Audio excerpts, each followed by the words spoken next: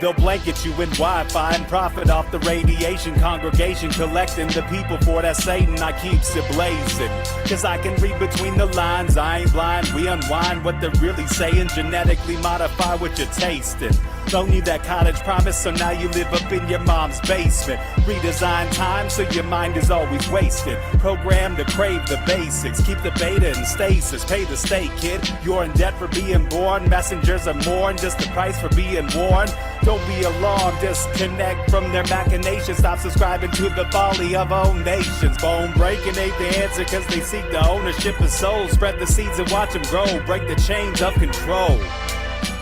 Break the chains of control.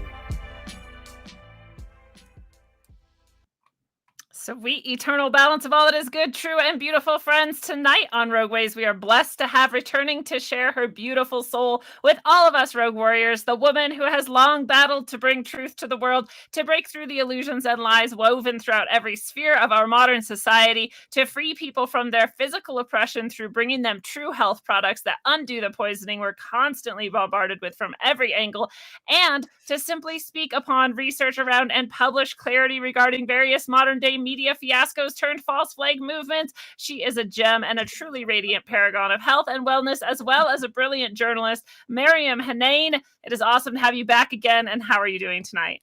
Lindsay, that's epic. I'm tearing. Uh, I I'm so happy to be basking in your field. That's as I said it. Really, just thank you. Thank you for having me on. And as I mentioned, I pulled a card for the audience and Yeah. for us, but I didn't read it yet. I It's love it. it's called The Self is the card that I put. And you know, when I pulled it out, I'm like, oh, look, it's the WEF rainbow symbol. It's better than that. It's beyond that. Absolutely beyond. Okay, so I will read it. Thank And you. anyone who's wondering, this is the Archetypes Guidebook. I'm a big fan of this Cool. circular deck. The self is the prism that allows the spectrum of our personalities to radiate. It does not judge, prohibit, suppress, or oppress any of its parts, as it lovingly knows that all aspects have a time and a place and lead us to experience the full breadth of life's offerings. The self is the central abiding container, the awareness of the infinite universe of possibilities. When this card appears, it's a call to step back and to witness consciousness, to observe yourself navigating the world. Ask yourself, am I the stew or am I the chef? In most situations, our egos our ego draws us into the cauldron where we swirl, spin, and smolder in chaos. Yet the self is a graceful culinary dancer, watching, waiting, observing as the spectrum of ingredients become the flavor of our life. Look in the mirror for 30 seconds or more. Attempt to see the you behind the you. And when light, this is about witnessing, accepting new aspects of the self. When dark, disjointed, fatigue, diffused energy and purpose. Go deeper. Watch Robert Bly read Kabir's poem, This Clay Jug. And then wait, there's one more. If this card is perplexing for you, you are on the right track. It challenges us to expand our sense of identity beyond the little self, and the ego resists such movement. Wait, there's one more. It's no surprise that two central mantras in the yoga tradition concern themselves with the self experiment, with Soham, I am that, and Satnam, true identity. I love that. I love that. Yeah. I am that.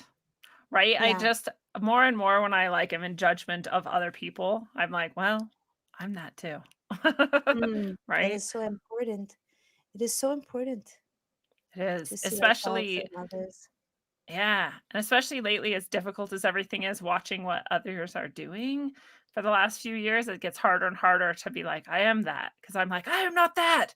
No, I'm not. And then I'm like, ugh, but I am. 'Cause otherwise it wouldn't be happening, right?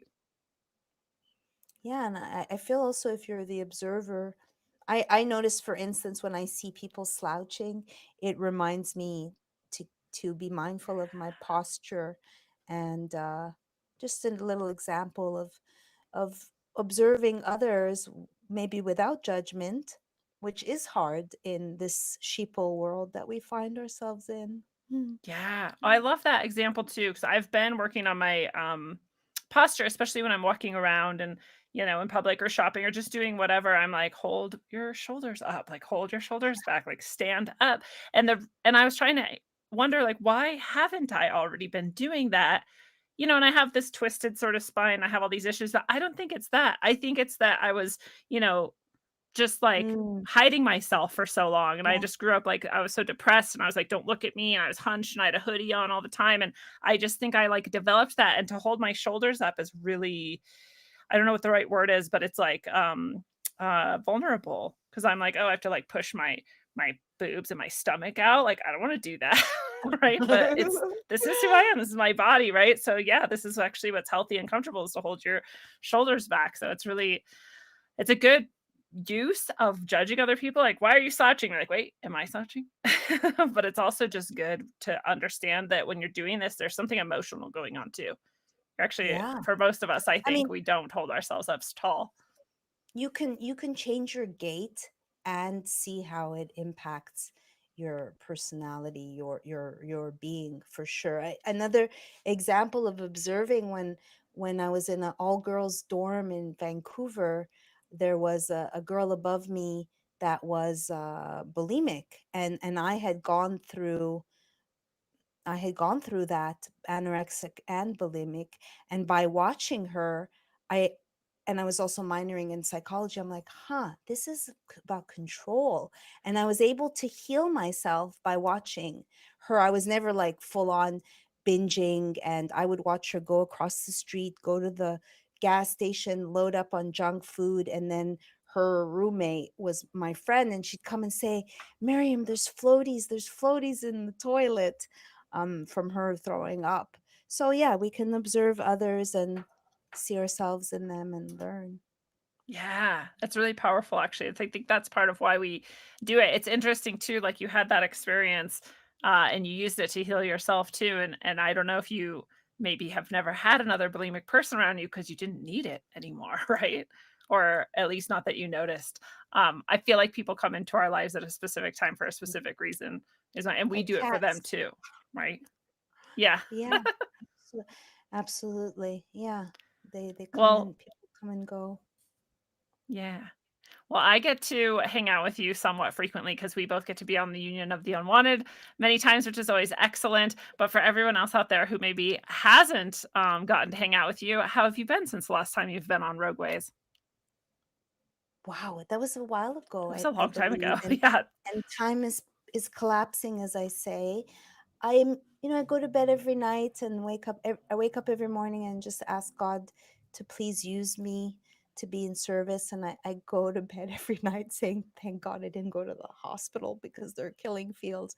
But so Yeah. practicing a lot of gratitude. It's been about 7 months in St. Augustine, Florida, where I escaped from. I think I was probably in Shit Francisco last time I was on your program. And I'm fervently trying to finish this project on George Floyd so I can move on to my life. And I'm committed, once I am finished the book and the documentary, to really focus on my the self, and just completely change the rhythm, because I'm just now constantly, with writing, it's not like clock in, clock out. Oh, look, I finished a chapter. It's not. I have to allow for the story to find itself, and it's all these puzzle pieces.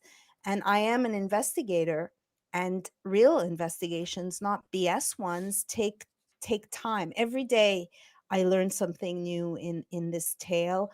I was licking my wounds because a few weeks ago there was a smear series on NBC, called Shadowland, and they completely, I mean, I'm not surprised that it was a smear series, but I did think that it was going to have some modicum of balance. And you can argue that I was smeared the worst because I represent journalism. Mm. And even though they said they were going to look at, they lied and said that they were looking to follow people that believe in a shadow government. And Lindsay, they never told me that the Atlantic was involved. And many of the people that were in the series, the producers of the Atlantic, who say that they were on a quest to learn about conspiracy theorists, none of them ever picked up the phone or met with me. Like the executive producer Joe Berlinger never met with me. So they left my company, Honey Colony, on the cutting room floor, even though I spent time sharing my products. And they just positioned me as a fame hungry person and emotional, walking in the shadow of her international celebrity boyfriend, Zach Voorhees. And then they put our breakup on television. So Wow. that was, I mean, it must really be a big person. I did a rebuttal. It got way more traction, and I probably helped their ratings on Rumble. I put a rebuttal to Shadowland. So I was licking my wounds about that, and then Candace Owens just came out with a documentary. And a year and a half ago, or sorry, a year ago, when I brought my trailer, someone brought my trailer to Candace before it dawned on me she's a gatekeeper and only, offering maybe 60 to 80% truth. Then next thing I knew, she was doing a doc. So I was licking my wounds about that because, but in retrospect, I'm glad that it came out because people are talking about George Floyd again, and I can see what she did, which is way different than my focus. If you saw the sizzle reel that we just put together, and I want to give a shout out to Sean Hibbler. Maybe you've heard of him. He did the Fluvid-19. He's done some docs, which I haven't seen yet, on Flat Earth, and he's amazing. He did a documentary on George Floyd in 2020, and it was late at night. The editor that I had basically wasted 6 months of my life and didn't even sync up the version when he gave it to me. He didn't Oh even God. sync my narration. So he just Uh, wasted my time. I paid him, and it was late at night, and I'm like, please God, I need to find someone that knows this story, that is open-minded and is gifted. And so I was watching his movie again, and I'm like, maybe this guy. I didn't know anything about him. I didn't know, for instance, he's friends with Sam Tripoli and Eddie Bravo, and he produces, I believe, Eddie Bravo's show.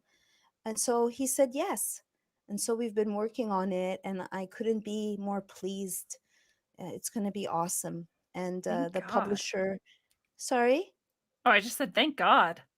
thank God, thank God. So many things in doing this came to me because God knows my heart and knows that I've been working really hard, including Maurice Lester Hall, who was with George Floyd, who I ended up doing a 2-hour exclusive interview the day of George Floyd's the second anniversary, and the day after I interviewed him, well, they put out a warrant for his arrest, and Maurice is now in jail. And I had all these assumptions based on doing a FOIA and reading his criminal records.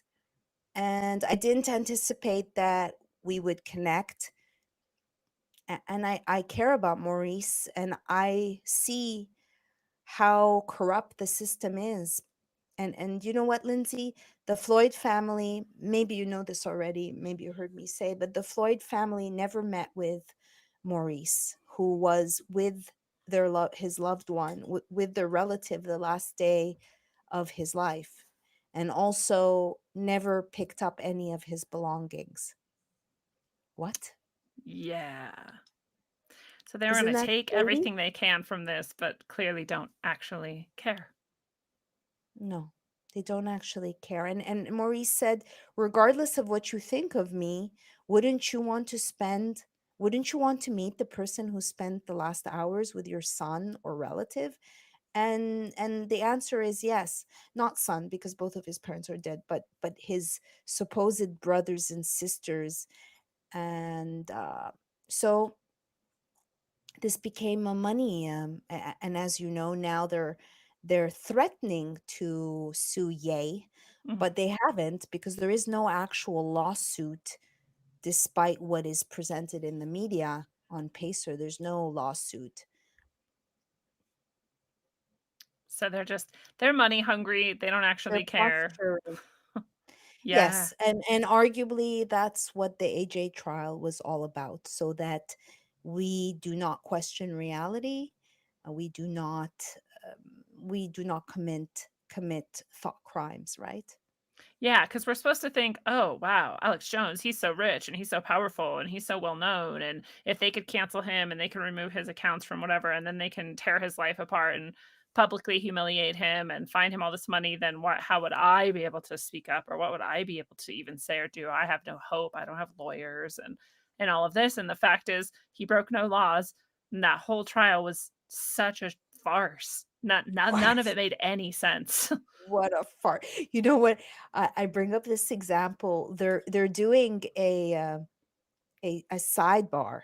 The sidebars are supposed to be quiet, but there's whispering out loud because it's being broadcast, was just such a joke.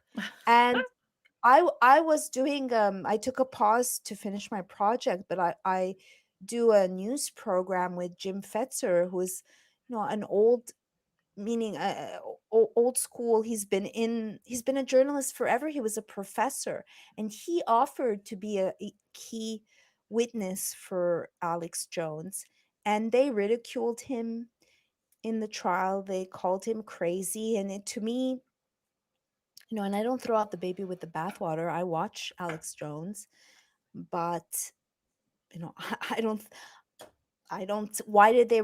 If someone were to come to me, I would not backpedal. I'd be like, here are my receipts. This is Yeah. called journalism. I wouldn't backtrack, and I would not backtrack. But you're not owned and paid No, by the CIA, so no, right. so you have a No, reason to actually do things well and right and to stand up for yourself. right. But Yeah. we're the ones who are on trial. The ones, and I really think real journalists are an endangered species and should be supported to do their job the way they were trained, not this parroting and prostituting that is so disgusting. And I think since the last time I've mentioned it on Union of the Unwanted, and Courtney Turner was the one who turned me on to Tavistock. And thanks to George Floyd has taught me a lot, because I was just trying to figure out, how do these psyops work? What is the intersection of real meets fiction? Mm. And as part of the deep dive, I came across Tavistock, and because Courtney, and once you read about John Coleman's book, which is $5,000 on Amazon. So I found a PDF. There's a reason why it's 5,000, because I was being shown scripts like being passed out, and the Tavistock is the mother propaganda machine. These are the intel script writers, and then they, it precipitates, trickles down into all the predictive programming, all the shows.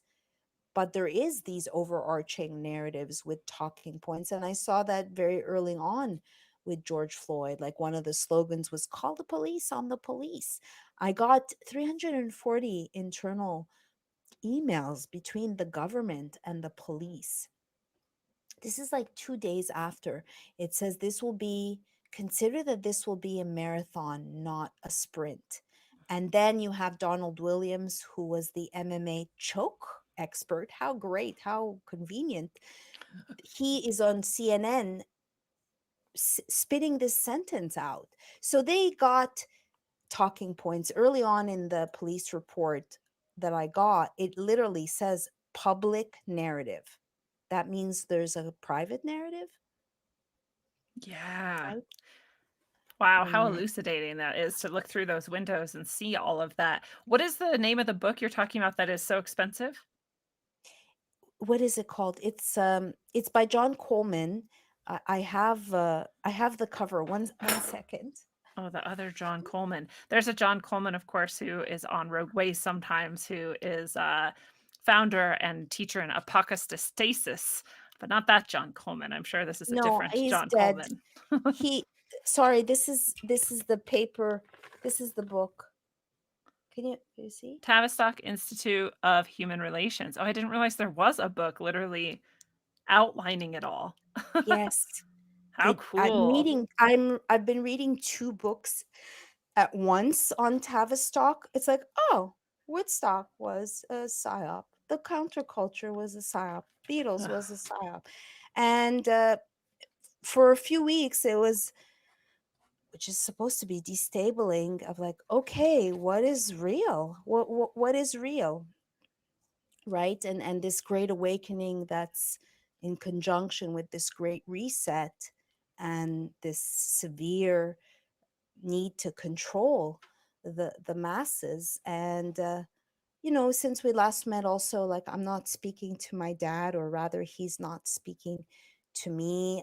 I send him messages like, would Jesus wear a face diaper?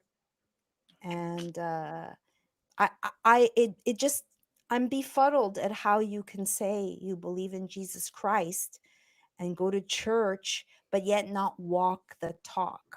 And I'm just at a point where I'm sick of the hypocrisy, really. Yeah, that's hard to do, to stand up to your own family and loved ones in that way. And it's not, you're not like screaming, you're not aggressive, you're not like, fuck you, I hate you, piece of shit. You're just like, hey, why are you doing this? What about this? How about these logical inconsistencies? Like, how do you parse that in your own mind? You're just holding up like a mirror, but they're so averse to reality that the mirror holders will be damned. That's very true. I am a mirror holder. I am an Yeah. empath. Yeah, you don't like what you see, because as an empath, different facets come out depending on who I'm speaking with. And it took a long time to realize, to even understand what is an empath. And I'm not one to have idle chit chat. So when my dad is like, never bring this up, never talk about it. So what do Never talk my about the mom, largest psyop of our entire lives. Never talk about the thing that has just taken over everybody's world. Just don't mention it. You're like, how? exactly. How do I do that? I don't know how. I don't know how, but because he said to me, in the last censorship attack, was losing my Venmo. And which, I think, in retrospect, I was reimbursed from the Reawaken tour. And I think it's probably the association with Clay Clark, that, on top of my associations with truth.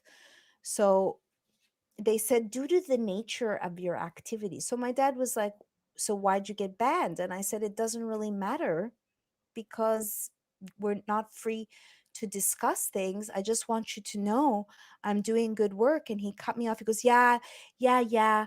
You tell me how amazing you are. And I'm like, this is not about my ego, about how amazing I am. This is about understanding why the government, why big tech is making my life difficult. and and I said, you don't know how amazing I am. You don't read any of my articles, you don't watch any of my interviews, so no, you don't know how awesome I am. So, And but isn't that yeah. weird too? I'm like, this is your child. You created me. Like, but you don't care about anything that's happening to me or why Well, it's happening, but Lindsay, it's so scary for them.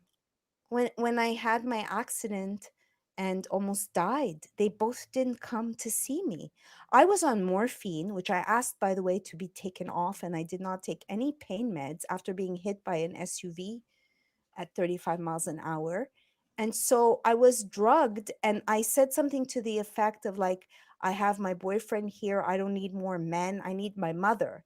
So he took that as a me saying, I just know that if I had a child, regardless, I'm coming for myself. Yeah. And he's never said sorry to me.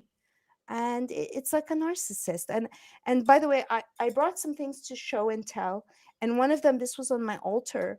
This was in my body. This was in my femur, um, which I kept, and I thought I had lost for maybe a rainy day to That's sell.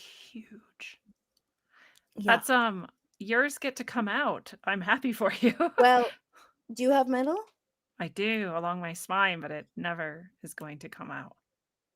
It's about Wow. that size, I'm guessing. Is that what is that, like a Yeah. foot in some? This is 13-inch Yeah. So I have 2 of those along either side of my spine and sort of staggered, for and then all the little scoliosis. hooks. Yeah. Oh, yeah. Yeah. That's the old style to deal with scoliosis. Yep. Circa Wow. 1998 about, I think, was my surgery. So I was 16. Wow. Yeah, so I'm Wow. I'm jealous you get to hold yours. I would love for mine to be gone. I don't know how though. They're like, You "Yeah, we know, could take it out and then we'll just put more back in." I'm like, "No, no, I don't wanna do any of well, this. I'm just gonna." most people never take it out. I I pretended I was doing a story on hardware so that I can get orthopedic surgeons on the phone. And then I did my informal poll and I interviewed four of them, and three of them said, you could take it out. So it's never given as an option. And then I Wow. went back to the orthopedic surgeon at Cedar Sinai. I had to get insurance because initially I didn't have insurance as a Canadian. And there was the risk that the bone would break again because they use a soft hammer, rubber hammer. And but my pain, I had deferring pain for 3 years. It went away overnight because this was toggling inside. They put it inside the femur. And Oh they never god. asked me, "Do you want this shit inside of you?" No. I did do a story once on a woman who had very bad scoliosis, and while she was in there, she was doing a surgery to amend something with the spine, and they found out that she was pregnant, so she couldn't take any drugs, and she was practicing. Her husband was using music as an anesthesia. But then I asked her, well, why do you have such severe scoliosis? And then it turned out that the part of Alabama where she came from, Mount Satan, used to dump their shit in the lake, and her mother used to go when she was pregnant and soak in the river. Dude, I know that it has to have something to do with that. I often get this as, part of my asking my guides for guidance and all of this, and I Yeah, know that part of it at least is from my mother and what she's passing down. I assumed it was because she worked in a plane hangar, a small airport, and the yeah. whatever her, she was kind of the secretary, but her office was in the hangar. So like all these planes all day coming in and out, all that diesel exhaust, and that has all kinds of heavy metals and stuff. And so that could be part of it, but we also lived in North Dakota when she was pregnant with me, and I wonder if there's any sites around Bismarck or that, something that she was exposed to then, because I know that's You at have least part of brothers and it. sisters? You Yeah, have a and they're brother? fine. And that's why I'm like, I don't really get it. But between when they were born and I was born, she could have had some massive dosing, right? And then that would be passed into my body and not theirs. I'm the youngest. So there's that too. But I also know that it is psychosomatic. I don't want to say that it's fake, but like that my psychology, when my father died and I had Yeah. very severe CPTSD already, and then he died, and I just Mm, went into like, and I remember feeling like pushing all of this inside and then writing about it, very controlled, like wow. writing about it, and I just feel that energy, and it feels like twisting of my spine. So I just feel like I like pushed it through my body sort of in this Right. really suppressed way, and that so you like this heavy metal toxicity mixed with my emotional suppression and control and like grief and anger, and it just fucked my spine up. Have you checked for heavy metals? I did, and I have really weird ones, like really where I don't have the numbers in front of me, but they're really high and they're like the most bizarre ones. All those kind of standard ones How that about people who have. cadmium? Cadmium? I know cadmium was one of them, but there's one, like, maybe I can find it and pull it up. Yeah, find it Um, if you can. I'd like to see it. I'm curious which company, if you use Cyrex, and also I'm doing an EDTA glutathione suppository now to get rid of because chelation can be so taxing and dangerous on the body, and this is a very gentle way over time, and I do that plus the infrared sauna, and so yeah. I'm detoxing the heavy metals and the mold in my body. How old were you when you had this surgery? That was when I was 16, so it was like what is that? 25 years ago? I'm 40 right now. So I have cadmium, arsenic, berkelium, barium, aluminum. Barium and aluminum are pretty common for most people to have in kind of high levels. Polypodium hydroform. Oh, that's something else. Oh, this isn't just the metals, this is other stuff too. So it's all mixed together. When did you do this? Last year. And what have you been doing to detox? Oh my god.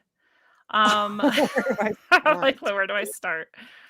Currently, this is sort of my regimen currently. I wake up, I do 2 fresh lemons, squeezed with apple cider vinegar and, oregano oil of oregano, and, cayenne pepper, and Okay, aloe but with I the think you need and cilantro. Do you do cilantro?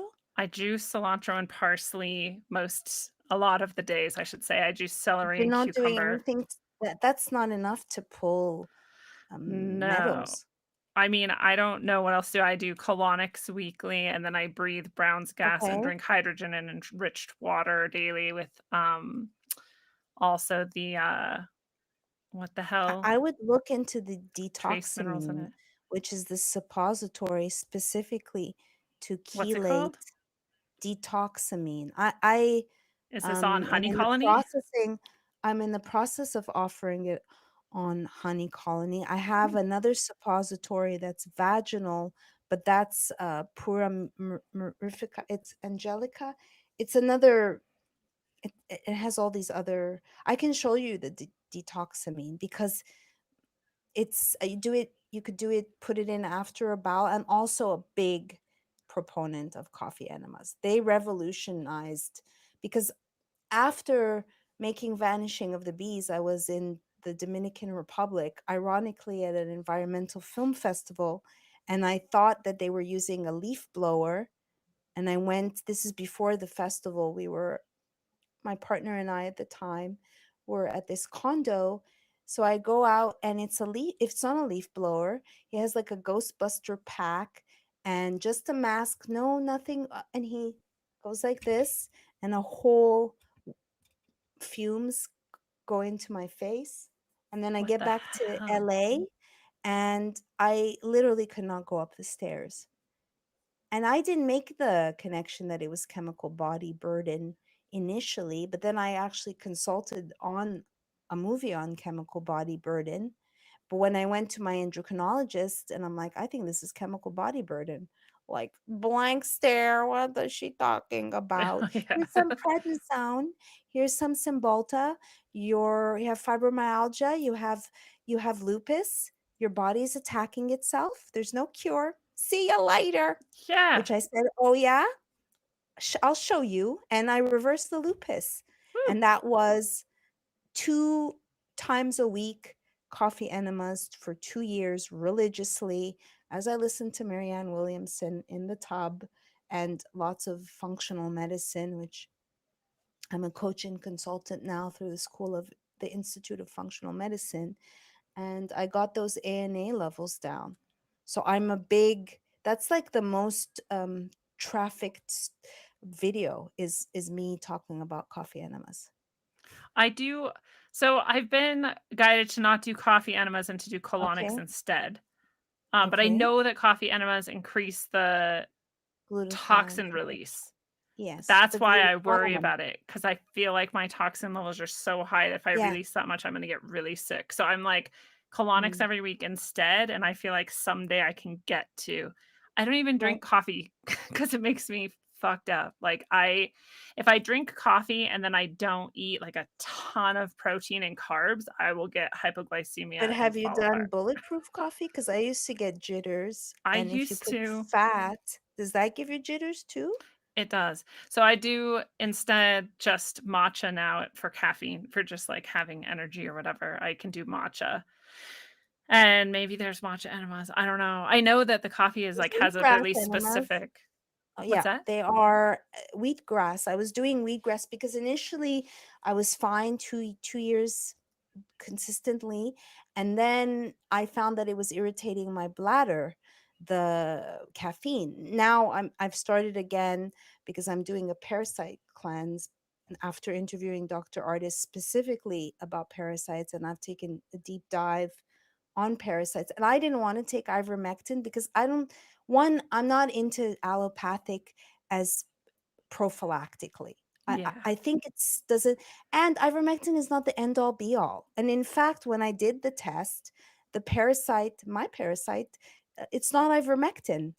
And Mm. sure, I could have done an herbal, but I decided to do allopathic because I've been doing things and it's in my kidneys. And that's why I've been peeing 5 times every night for a year, like an Ah. old biddy. See? Um, That's one of the other things I asked a naturopath about, and I mean, this was a really bad naturopath, honestly. There's a lot of great naturopaths out there, but I asked her and she's like, "Oh, it's just when you're getting old, so just don't drink water like, Fuck close to that. bedtime." I'm like, "Dude, I'm Sorry. not an idiot."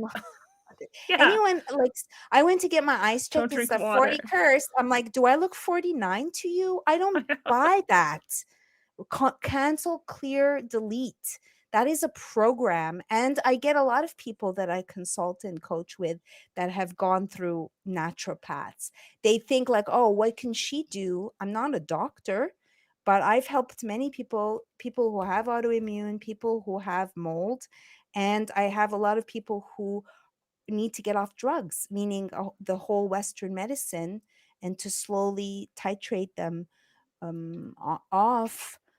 Those are my specialties, and I'm very specific and detail oriented. Well, and And in you are healing Go ahead. people because I think that what people don't understand who might be listening to this and being like, wow, they're kind of fucked up. They have a lot of problems or whatever. It's like, no, we're maybe very sensitive or something, but we're actually like the canaries in the coal mine, perhaps. And I tell Yes. people this all the time is I feel like there's this spectrum, right? And on one side is health, on the other side is like cancer and death. And everybody's somewhere in here. And because we're getting sprayed all day and our water's fucked up and all of our food is fucked up. And it's very hard to eat as clean as you do, but you can do it. But like that's difficult. Most people aren't doing it. So actually, Mm, everybody listening is in some state of yeah, disease. Some state of disease. So you can actually help people reverse that. And then they don't right. need whatever we think doctors are for, which they're not. They're just for death, honestly. But you Yeah, don't need that anymore. So you're better than that. You're better than a absolutely, doctor. absolutely. Yes, I mean, I believe I work with functional medicine doctors. I tag team with them. I collect.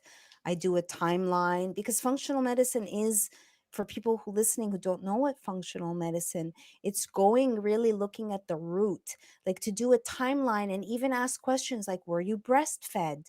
What was your mother and father going? And putting that on the timeline and really looking at a, a comprehensive and detail, like looking at the macro and looking at the micro, and then working with people. I had one woman, she was on a whole bunch of drugs, and I gave her a consult and she didn't do any of it. She disappeared. And then a year later, she's like, okay, Miriam, I'll do whatever you say. And like in 1 week, she was feeling better. She was on a high. And yeah, and so depending on where they are, I collect the information and then I help find a doctor to pass it on. I'm a big proponent of tests because I'm not a salesperson. I don't want to just throw spaghetti on the wall and hope that something sticks. I like to Yeah. have markers, and I see how it is very beneficial to get some type of indicator of what's going on, because there are the parasites, there are the fungicides, fungicides, there's so many different, there are hormones. So I do a Dutch test, which is dry urine, and it's looking at metabolites. So we have 4,000 metabolites. So you can see what is deficient. Like, for instance, I have Oura rings, but they're not on anymore. But I was like hacking my sleep. And this is before I figured out that I had mold. And I was getting 16 minutes instead of 2 hours of REM. I could get deep sleep. I'd go do cryo and I'd see it benefit. I could do the sauna and I could see how directly impact my restorative. But the REM was effed. And so then I looked at the actual cofactors to make melatonin. And I realized, oh, well, I'm missing these B's that are important to make melatonin. And by doing the tests and tracking with the Oura ring, you can hack and get specific on what it is you need. And then the other component, I just interviewed Sterling Hill, who has MTHFR support, and she's an expert. She's a I consider her a scientist because she's looking at all the genetic SNPs. So then I went through a kick while I was reading Dirty Genes, and then I was looking, oh, I have the motherfucker gene, I have COMP2, and that also helped me to understand. I don't think you're a victim of your genes. This whole hereditary thing of, it's like, oh, I'm going to be like Angelina. I'm going to go lob off my boobies and take out Yeah, my uterus. for real. What? And then I said that, and I said, why does, because I would buy dirty magazines, People magazine, just to, back in the day, this is like maybe 4 or 5 years ago, to just spy and see what the mainstream is doing. Now I don't bother, but I'd always like, oh, Angelina's giving her children Cheetos again, Cheetos, like, just eat better. And then, the BRAC, it came out that that's not even for sure going to develop into cancer. But when I stood up and I said that's nonsense, you're not a mother. She's so selfless because she mutated herself. You You're know like, Jesus, yeah. Oh, it's so disgusting. You're absolutely right. This whole nature versus nurture thing, it's like, well, it's both. Like, yeah, you have the exactly. genes, and then whatever's around you is like what's going to express or not express. And like Cheetos are definitely part of your environment, so you can remove those. Yeah, that's crazy. Absolutely. I don't know why they have it's nature or nurture. Hello, it's both. Yeah. Why do you have to choose? No, you don't have to choose. I don't know why that's even a hard question, yeah. And this whole thing about jumping to surgery for anything is like, it should be the last possible option, and even with my spine, I wonder, we caught it somewhat early, it was still pretty high curves, but, I much later when I met a really good naturopath, the best naturopath of my life, she was saying like, "Oh, if you were in," I think it was Germany, I don't know, whatever country she was from when she was growing up. She's like, "We would have had you fixed, and like you would have been doing this exercise and that exercise and this dietary thing and that dietary thing, da, da, da, and you would be fixed. You wouldn't even have a curve." But they didn't do That's that, what and I then was they going cut to you up. ask. What do they do in this day and age? And would is it someone said, oh, we need to do this? Were you down with it? Or Like, back then, I was down with it because I was deformed, and I was a kid, I was a teenager, so I was like, true. "Oh, I'm gonna be less deformed. I can take off my sweatshirt someday," or whatever, like, because I had, like, a I have hunchback sorta thing. scoliosis too, but no one ever said to get, and I'm sure it's not as It was severe. it was very severe, it Oh, was, like, oh. 50 something degrees and then 40 degrees, I wanna say. It was really, and it was What so are the severe. exercises? Not, I mean, the stupid exercises they gave me, even if I did them really well, I don't think would have stopped it. It was just like leg lifts and like, moving your arms. It was really simple, like I forget what that's called. The people who give you exercise, whatever they're called. Anyways, so it was really, really simple. And what she was talking about was like, it sounded like boot camp. She was like, all day, every day, you would have been really specific exercises, poses, and dietary restrictions and whatever, and it would have not developed. It would have reversed. Wow. And I just And believed her. I didn't ask really, but did she have proven cases of rectifying? I the didn't even issues? ask because I was Mm, just I was a teacher and I was, right. like, busy and I was, like, barely getting in to even see her, and that was when I first started doing colonics and, eating differently and, like, trying to think about those types of things. This was, like, 13 years ago or something, and so that was when I got into raw food and all of this stuff, but I had never before then really, like, done anything but just go to doctors, so this whole thing was, like, brand new for me, and I was barely fitting Right. it into my Do very you busy feel world, so I the don't do you know. do you feel the metal? Well, that's what I was gonna say when you were talking about it being in your leg and it was, like, always kind of wiggling Toggling. around is, like, I don't really feel the metal, but what I do Okay. feel is my body's constant, ev every day, all day trying to, like, get it away. Like, it's Oh, trying to, like, go back to its normal, and it can't, and so there's just this always this stress, and it's hard to describe. And then I also have had chronic pain since the surgery. I didn't have pain before then. Scoliosis itself doesn't really hurt, or at no, least I don't remember it hurting at all, but no. since I've had it, I've had chronic degradation of my vertebrae and various issues, structurally, and That's intense, dude. That is intense. I could feel the metal, maybe because I became so it was in sensitive your bone. after getting sprayed by chemicals. I became the irony of like, oh, now I'm like a bee. Now I'm really carrying bee medicine, Yeah. and and I'm an environmental indicator.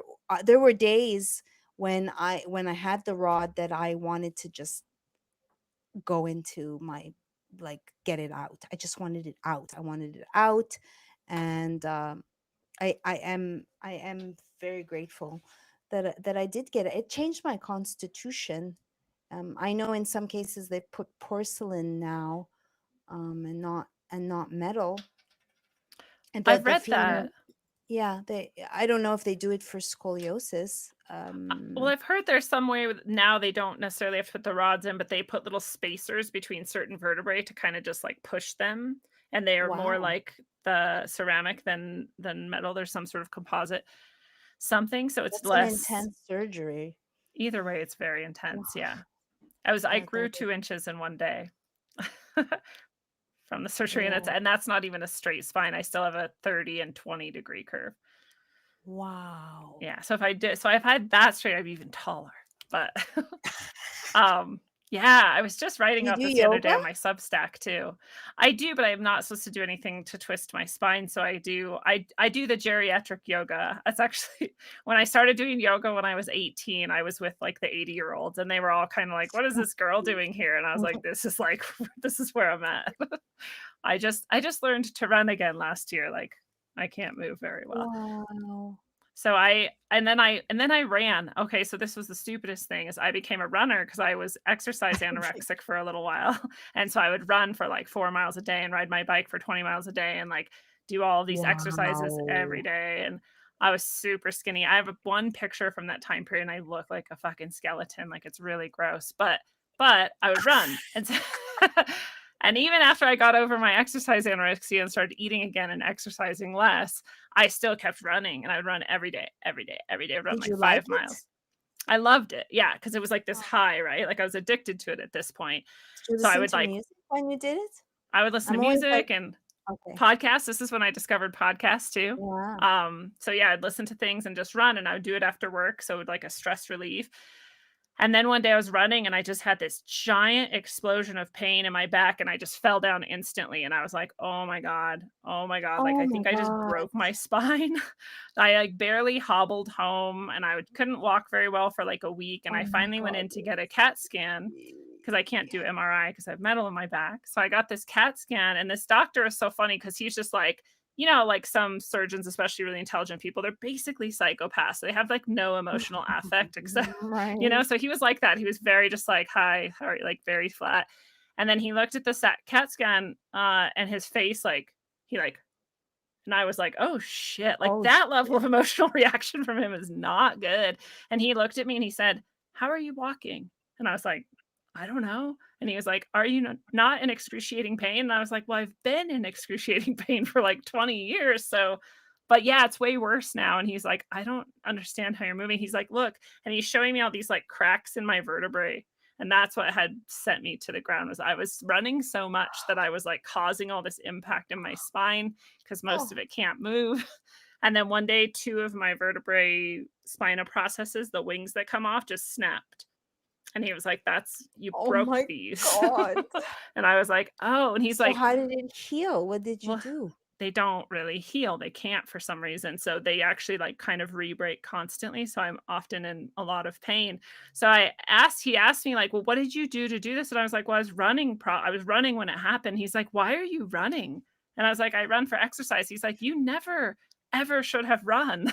And I was like, when did and no one told me this. And he's like, "No, ever since you had that surgery, you should never have run like Well, a I didn't get the memo, foot." No, doc, yeah, no right? one tells you Didn't this. get They the just are like, memo. slice you open, send you on your way. See you never again, actually. So I was like, so yeah, I shouldn't have run. I broke my spine doing it, and that's one of the These horrors.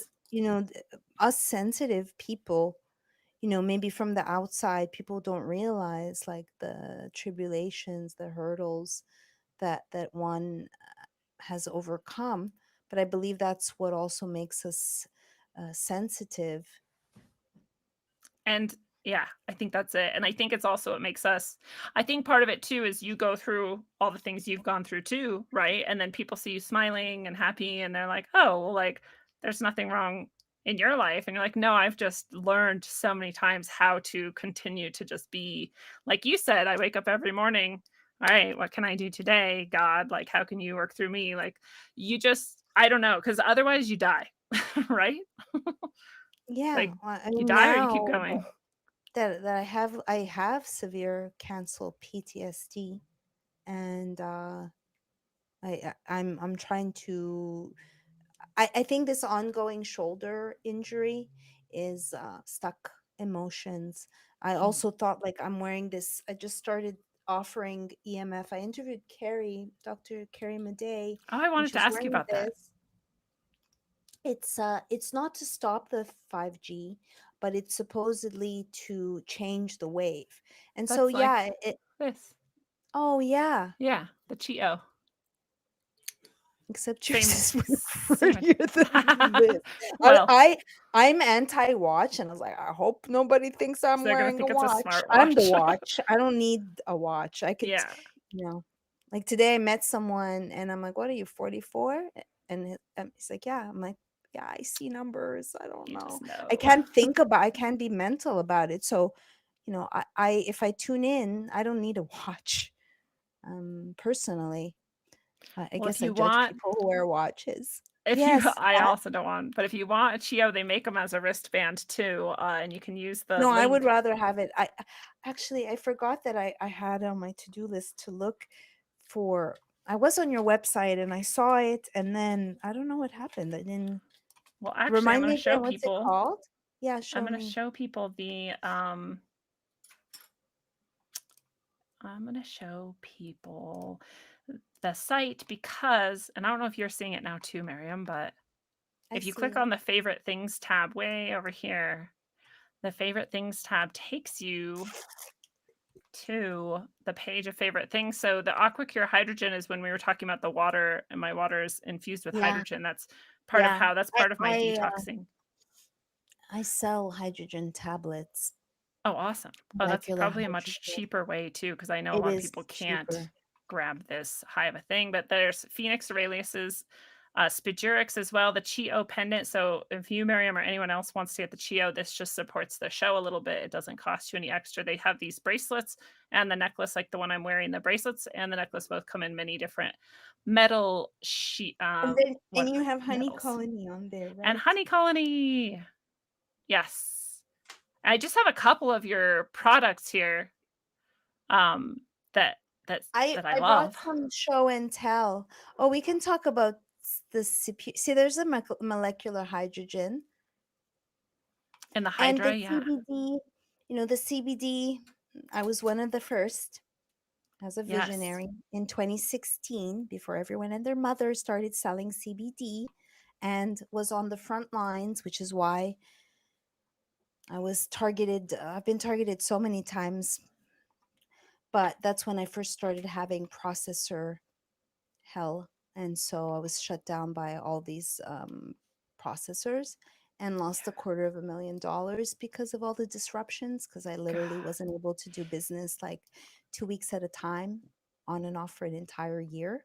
And you're So our talking about sales, this processors as in product, like, that's um, product, because now everyone makes crap CBD. It's not full yes. spectrum. It's not um, respecting the entourage effect. It's not organic. And cannabis was literally used in Chernobyl as a bioremediating plant to pull the heavy metals. So if you're not imbibing organic CBD, why would you want to?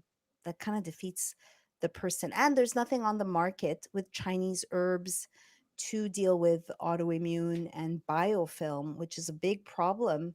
A lot of people who are dealing with Lyme, dealing with fungus, dealing with parasites, they create biofilm, a Mm. mucus like film where they hide. So people who think antibiotics will work, they'll hide, and you take your antibiotics and it kills everything. And then guess what? The infection comes raging way worse than before because now Yeah. you've created superbugs. So this deals with the biofilm, and you have to consider biofilm disruptors to penetrate because they hide. It's like I would have never thought that I have parasites in the kidneys, but it wasn't Dr. Artis who said that. It was someone else. I'm like, around this full moon, I was peeing like 6 times a night, like an 80-year-old. And now since I've been on the antibiotic, the not the anti the this medication, it's not an antibiotic, for about 5 days, and I already feel I'm not waking up. I'm waking up once in the middle of the night and then once early in the morning, which I can handle. I cannot handle 5 times a night. Yeah. It's destructive. It's horrible. So that's the CBD. And then This I is brought this. amazing. Sorry, just that it Sorry. has it's amazing that it has all these things that I've actually was looking for in one single place, and they're all in your CBD. I didn't actually realize I've been taking the CBD, and I didn't know I was already getting all these things that I was looking for, like white peony, propolis, astragalus root, sorry, and dongshen and Yeah. I didn't know this first one actually, but those other ones were like on my list, and they're all in this CBD.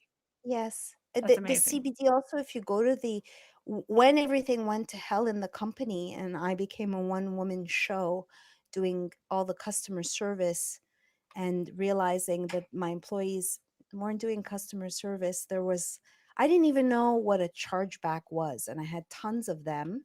And so my customers waited at the time 6 months just to get this CBD. And in the meanwhile, they had gone elsewhere. And so I started speaking to veterans and people with bladder cancer and anxiety. And I was like, damn, I knew that I deal in excellence. I spit in the face of mediocrity. But I didn't know Eliza Moriarty, who is my formulator, who also made my organic lubricant, which is the best lubricant on this planet. It has damiana and elderberry and pomegranate. That's curious, the lube. But this, I was like, wow, this is amazing. So you can go on, read the testimonials, which are real, and see for yourself the hell. Like for an entire year, I was on the floor scanning checks. I was getting paper checks because we didn't. And you know what? On January 6th, because I was at the Capitol, I lost my processor, Yeah. which was Square, which was Dorsey. And for Wow. 6 months, I was making $75,000 a month. And last year I made 28,000 for the entire year. That's from one site because I've now separated the companies, and I have a solid processor and I have a solid cannabis high risk bank. Even though this is not cannabis, there's no high Yeah. in it, but they treat it like so. And That's we crazy. really go above and beyond to educate people. Yeah. So as a journalist, there's very thorough on why you should buy this, why it actually helps. So Are you it's comfortable sharing your processor now in case other people are curious or just wanna dump the I would other need to ones? look up what the Oh, processor okay. You're fine. is. Okay. If someone wants a processor, but offhand, I actually I actually don't know. Oh my God, I just know it took 6 months That's to crazy. um yeah, it was a broker that I called, and then he found it. I could get back if someone wants, they can message me. Oh no, look, I lost the I lost the window. Where are we? Oh. That happens to me all the time, actually. Does it? Do you have Yes. a I still bazillion sites?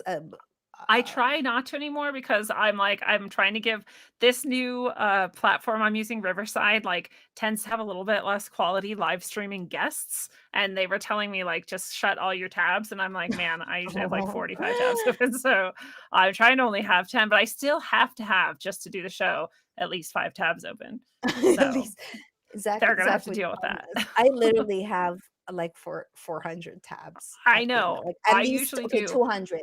And he would come and go, I'm Mimi, I'm shutting off all your tabs. I have 3 screens. You're like, "No, this is It's my brain, actually. Please don't close it. Like, this is how I exactly know what right. I'm doing." Well, see, this is we have very similar, I don't know if it's overworking, I don't know if it's just inappropriate, but, like, we're both doing a lot of different things, and we're both doing it as, like, a one-person show, basically. You have some good support, it sounds like, that has started to show up for you, which I'm really grateful for because, you're doing fantastic and amazing work for people, and especially all the health products you're providing. I Well, yeah, seriously I have a company. I had to leave, let go of a lot of employees, but I have maybe 6 employees, and I never set out to be like, when I grow up, I want to run a company. no. It was my ex that's like, let's brand you. And then when hell went loose, you went away, and Ugh, I dealt with it all. And I'm not like, yeah, I had to do forensic Excel sheets. I rather lick the inside of a toilet bowl, like yeah. really. Like, why is this I happening? yeah, I don't like running operations, so I'm very grateful for my team, and I actually just brought on someone because I admit I've been miss when the Rona hit, and I'd already been covering medical freedom, and I was like, I'm not gonna I sacrificed a decade. I know why God put me on this earth. I'm not like floating aimlessly without purpose. I know what my purpose is, please God. So I wasn't willing. And as a consequence, the company has suffered. The company has suffered because of my views, for sure. Definitely. Even though my company's about health and wellness. You'd think it would grow because of your views. You know, like people go, Oh "Oh, man, she's it actually shows. committed. She walks her talk. Your health Yeah. is vibrant. You look you've healed yourself to this point where you can show that very clearly and Yeah. you're I'm walking not the like talk some like, doctors that I know eating cheesecake on the side and drinking booze. Nope. yeah, This is my temple. I'm a food Nazi, and I'm a proud food Nazi. And because I refuse to be poisoned by big companies, big ag, big pharma. So I believe there are tons of people that would love to know about honey colony. It's just that the people who followed vanishing of the bees, some of them have lost their minds and are sheeple. yes. Yeah. And at the same time, there's a whole when I was the 2 times that I did go on the Reawaken tour, I was so grateful. These people are thirsting for information, good God loving humans that could use some help Mm, with food and health and wellness, to be educated to all. I mean, right now it's like we're just battling, dodging poisons all the time. all the time. It's gone to new heights, and this message has been my message since 2007, thanks to the honeybees, is the Yeah. poisons. Nothing has changed, but the people have changed. So yes, you would think, you would think, but I don't know how to do a great reset for the big tech companies, because when someone told me while I was making Vanishing of the Bees, you better watch your tires. That person works for Monsanto today, which is Bayer. I was really naive, but now, yeah, it's true. And for people to be like, why would they go after her? She's not that big. Well, there must be a reason why NBC smeared me, right? Yep. Yeah. I love when people say that. They're like, why they go after anybody who has any level of modicum of success or the And likelihood influence. thereof. Right? Yeah. Yes. And if you have someone who's wearing many lenses, look, looking at the journalism lens, the sick lens, the functional medicine lens, the entrepreneur lens, and I can give you a very unique perspective. And I'm real. I'm a, pe- the for If I could get money for every time someone like, I love your passion. It's like this is me. I'm just being myself, and I am righteous biatch. Yeah. I I I I feel it, and it gets me angry. So they don't want someone to be like, I healed lupus. Yeah.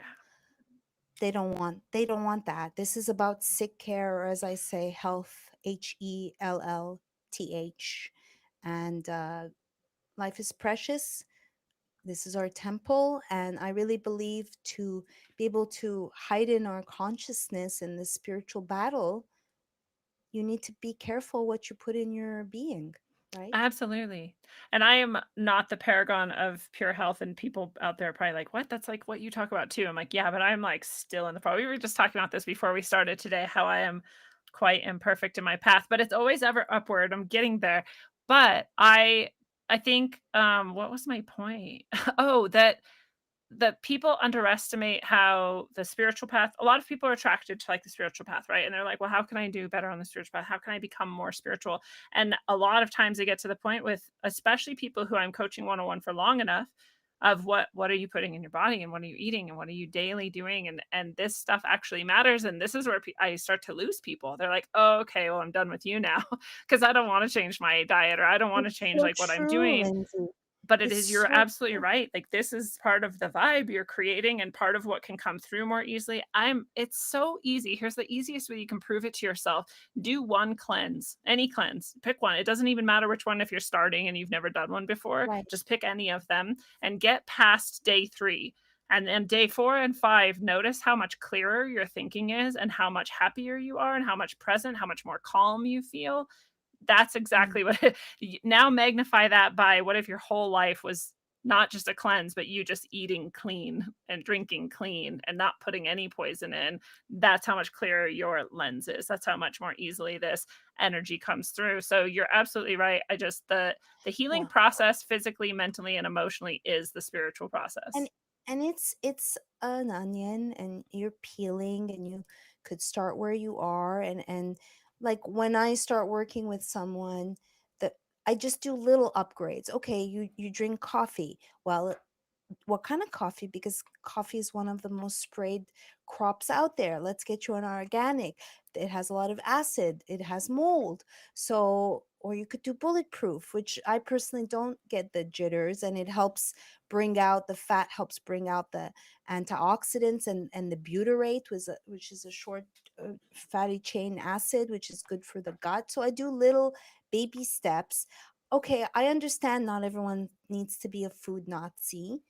That is fine. But we Debatable. can take little steps. And when I first got to this town, I posted on Facebook, and I said, why is such a beautiful town so littered with junk food? And the amount of hate that I got, why don't you start your own restaurant? Go back to where you came from. And it's like, okay, you defend your fucking Poison. Arby's and junk food. That's fine.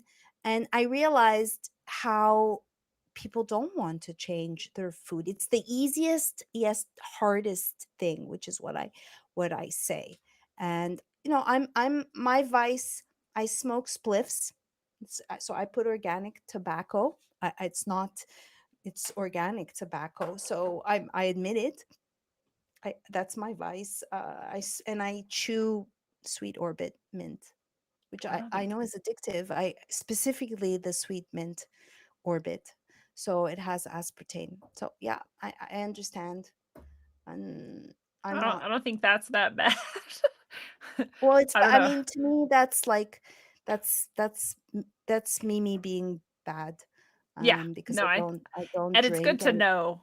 in your own self. But like Right. a goal eventually might be to cut that out too. But this is the thing too, like I was saying, the goal, it's ever upward, but there's like little dips, we're like getting Sure. better, better. And then every once in a Yes. while you're like, oh, well, I am doing this, but like for now, I'm just gonna do it. It's an emotional thing, it's a mental battle. And anybody who's ever quit anything knows how hard it is. Food is no different. It might be actually the hardest one because this is the other thing that's interesting. If Yeah. you cut something out of your diet and then you're around anyone and they're like, "Hey, do you want some of this?" And you're like, "No, I don't eat that." They're like offended in some way, like, why are you calling me fat? Why are you dissing my food? And you're like, I "I'm just offend saying lots of I people. don't I eat know. it." I am an acquired taste. Yeah, I know Yeah. I offend people, but you know what? When I went to the Reawaken tour and I would go out, like they're like, "You're a good influence. You're walking your talk." Yeah. And Yes, people I am need a good that. influence. People around me lose weight. People Yeah. around me get better, get healthier. I thank God that I have 6 planets in Capricorn. I'm very disciplined.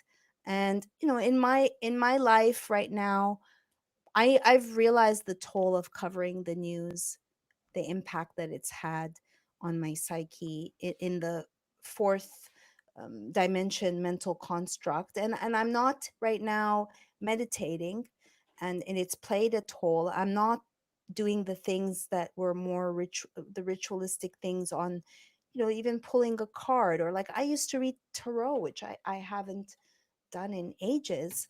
And I know that I will go back to it once I finish and get George Floyd out of my psyche, which I can't wait. Speaking of, do you wanna watch the I would sizzle love to reel? show. So I've only showed it on I premiered it on Friday with Red Pill, and have you seen it? Because I if not, haven't you'll be watching. actually. Okay, great. Should we watch the whole thing right now? I don't know how long do you have. It's your show. We have time. Okay, I'm all for it. Let's see. This is my this is the only way I could get this to play, so everybody just That's fine. That's all right. I'm very excited. Thank you. Yeah. Can you hear it? No, I cannot hear it though. That is supposed to work. Can the people hear it? You should be able to hear it if they can hear it, so that's concerning to me. It's supposed to work if I'm sharing a tab. It's supposed to play the audio. Uh-oh. Let me see if everybody on YouTube tell me if you can hear this. Should I play my audio? If I play I it? don't know if they can hear yours.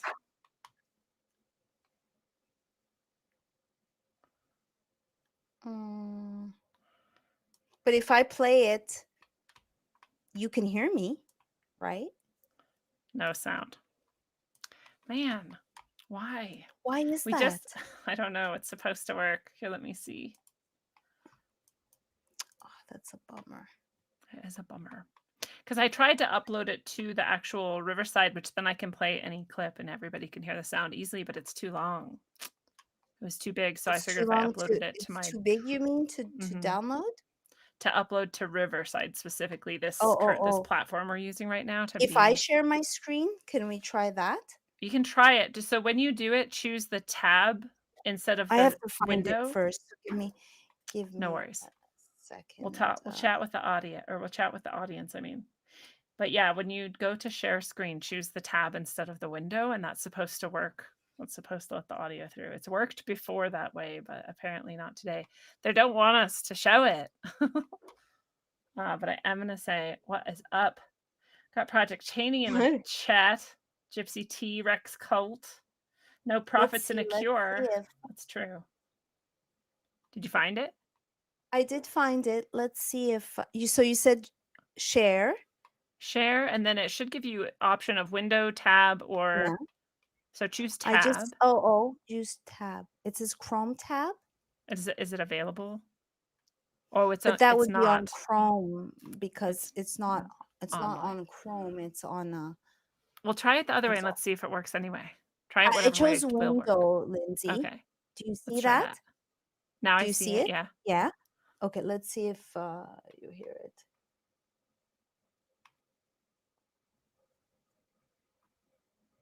Oh, the volume's off. Oops. I Can can you hear hear that? it. I can hear it. That's a good sign. Okay, you guys, let us Okay, know if let's you can see. hear it now. I'm gonna bring it back. Um,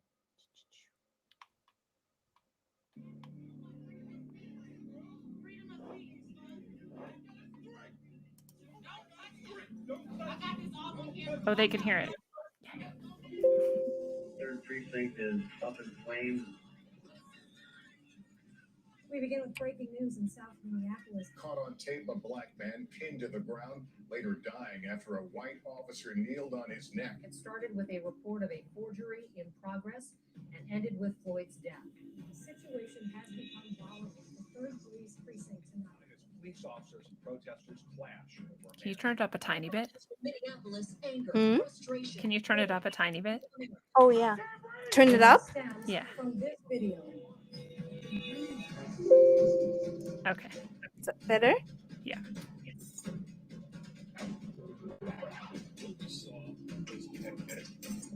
He can be heard on the video saying, "I can't breathe." Police officers involved have all been terminated.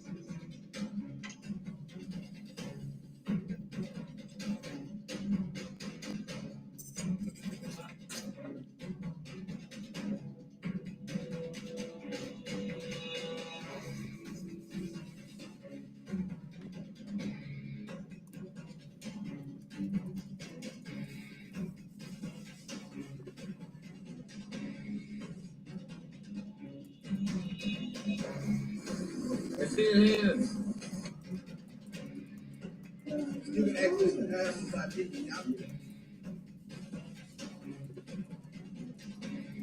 Man, I'm dead, man. I'm gonna breathe. I'm gonna breathe. I can't joke. I can't breathe, mother.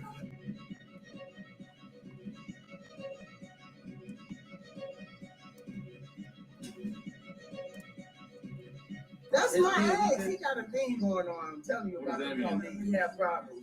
Not move, not one time, bro. But he don't go back in the store. What happened to him? Fucked up. All right. They fucked up. He took your ID? Yeah. So what happened? More drama at Ford's? Couple foods, yeah. It was just a forgery report. The person that had given him a fake bill went over there and yeah.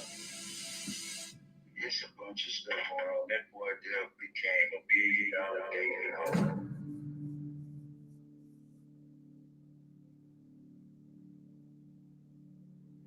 The media purposely left a lot on the proverbial cutting room floor in order to manipulate your emotions and perceptions of this event, manufacture a race war, and burn the country down.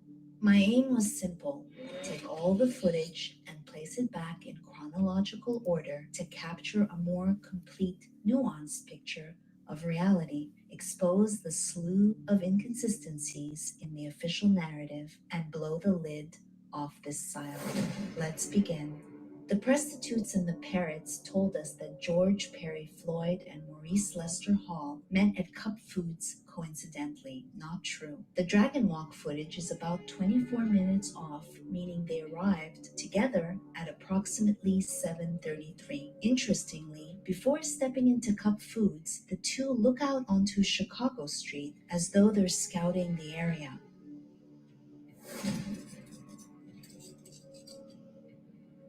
George, Maurice, and Shawanda spend about 22 minutes in the store, arguably loitering or plotting something. X marks the spot. You can see here that George has a lot of money on him. Sylvia, the actual owner of the Mercedes-Benz, lent George her car that day and also asked him to buy charcoal and fluid. According to Maurice, she wanted pills too. Maurice comes into frame. He was speaking to Mr. Adam, who we'll meet later. George is looking through his pockets, and Maurice can be seen taking a bill from George.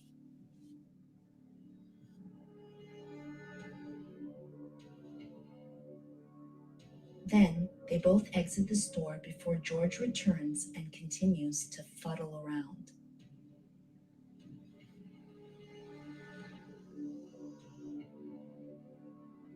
Shawanda Renee Hill arrives. Shawanda is also a convicted felon for theft, disorderly conduct, falsely using someone's name, prostitution, and stalking. Off camera, George and Shawanda are arguably talking to Mr. Adam. Shawanda said she'd gone to Cup to fix her cell phone. Maurice returns into the store where he says he met Shawanda for the first time.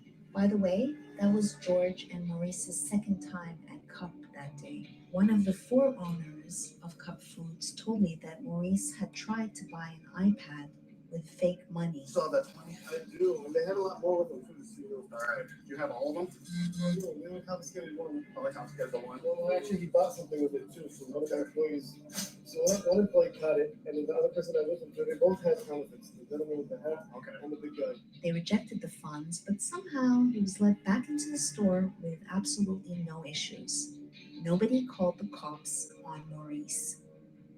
Here, you can see him with a wad of money. Maurice would tell me himself that he had $7,000 of supposedly real cash on him that he used to buy an iPad. No one called the police on Maurice. Why? This makes 0 sense. George continues to just hang around. He's dancing and acting goofy, which his friends say was supposedly part of his personality. Eventually, he goes around the corner to buy some smokes. Here you see Chris Martin holding the $20 bill to the light before he exits at almost 7:46 p.m.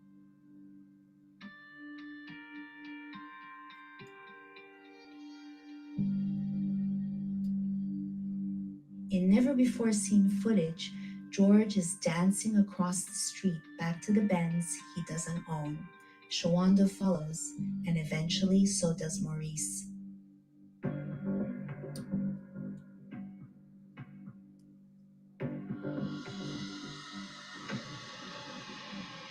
Here George was supposedly catching up with Shawanda, making eye contact through the rearview mirror, which is what Maurice told me.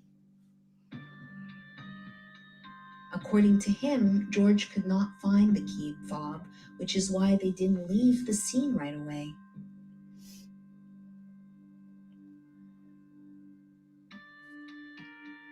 Were they supposedly chilling? Now George exits to take a hit off a pipe. That's strange because he had his own on him. In fact, Lane would forget the pipe on top of the car. George then chucks a banana peel before going back in. Don't slip on the psyop.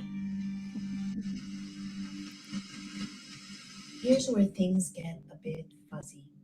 The story goes that while in the car, George took 2 Percocet and had a power snooze, and that Maurice and Shawanda could not wake him up. But Maurice would later tell me that wasn't true.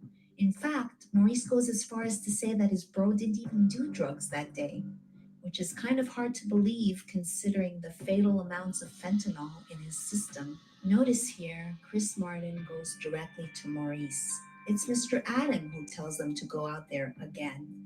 This second time, little Nabil, who is Mr. Adam's nephew, kind of tries to speak to George. Is Maurice in charge? Maurice takes a 20 that would also turn out to be fake, tears it up, and throws it on the ground. It's now almost 8 p.m. The actual 911 call and the identity of the caller were never released. That's because there's a cover-up, but more on that later. There's only a transcript that was released to the public, so I took it upon myself to recreate it for you. 911.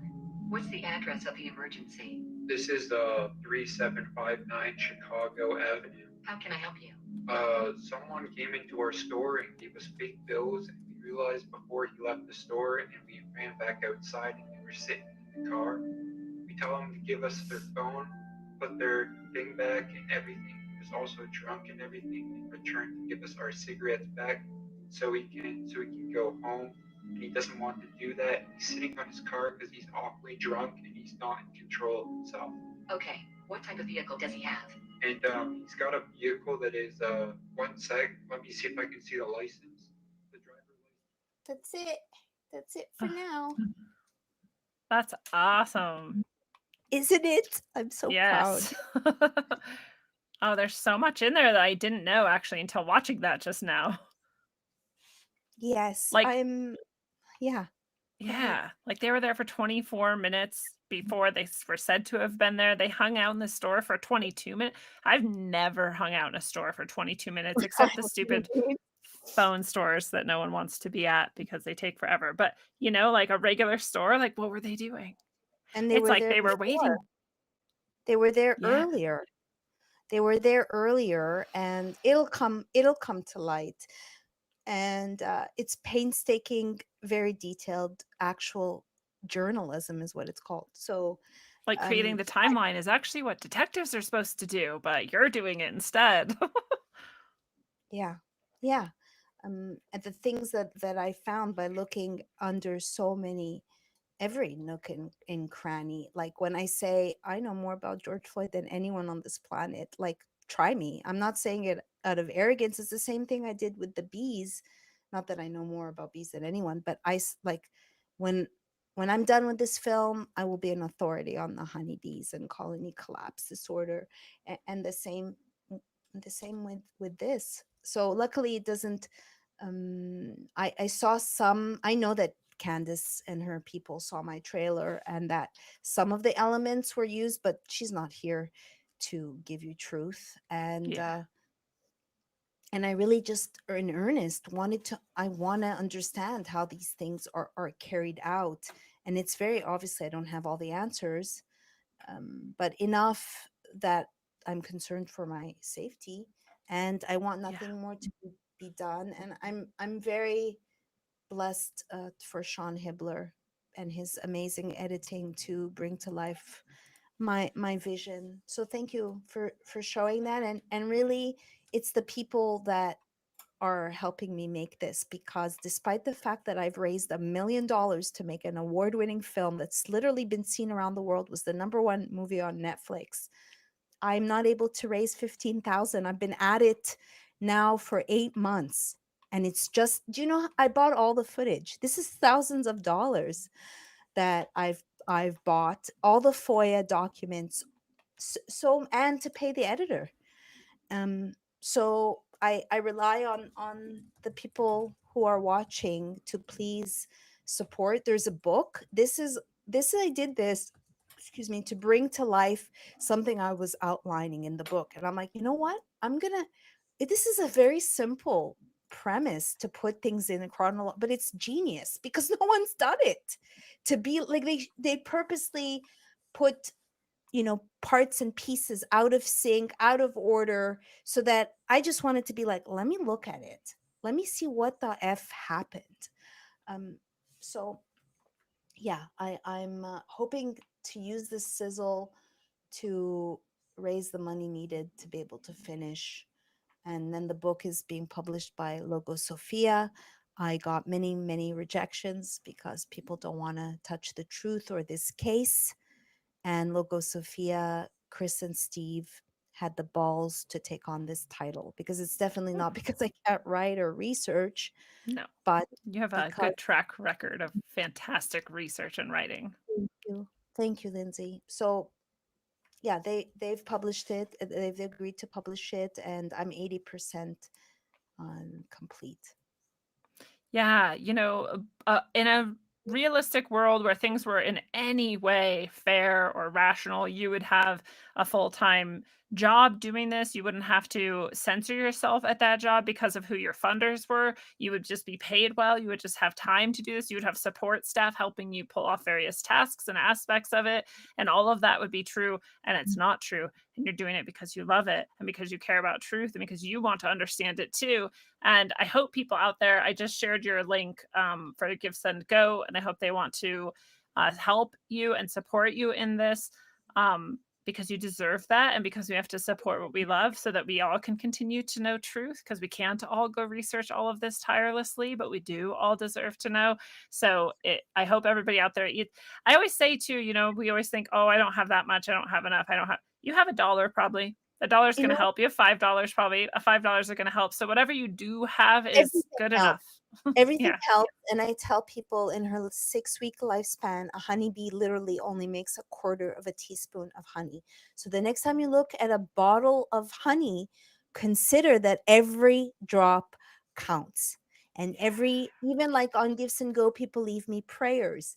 That also makes a difference. But I don't think in this day and age, people actually know what the fuck real journalists do. They don't know combing through so everything I can get my hands on, looking at cup foods, looking at all the characters, doing FOIA, being so diligent, reading what other people. There was just Liz Collins just put out a book. She was married to Lieutenant Kroll, who I tried to interview.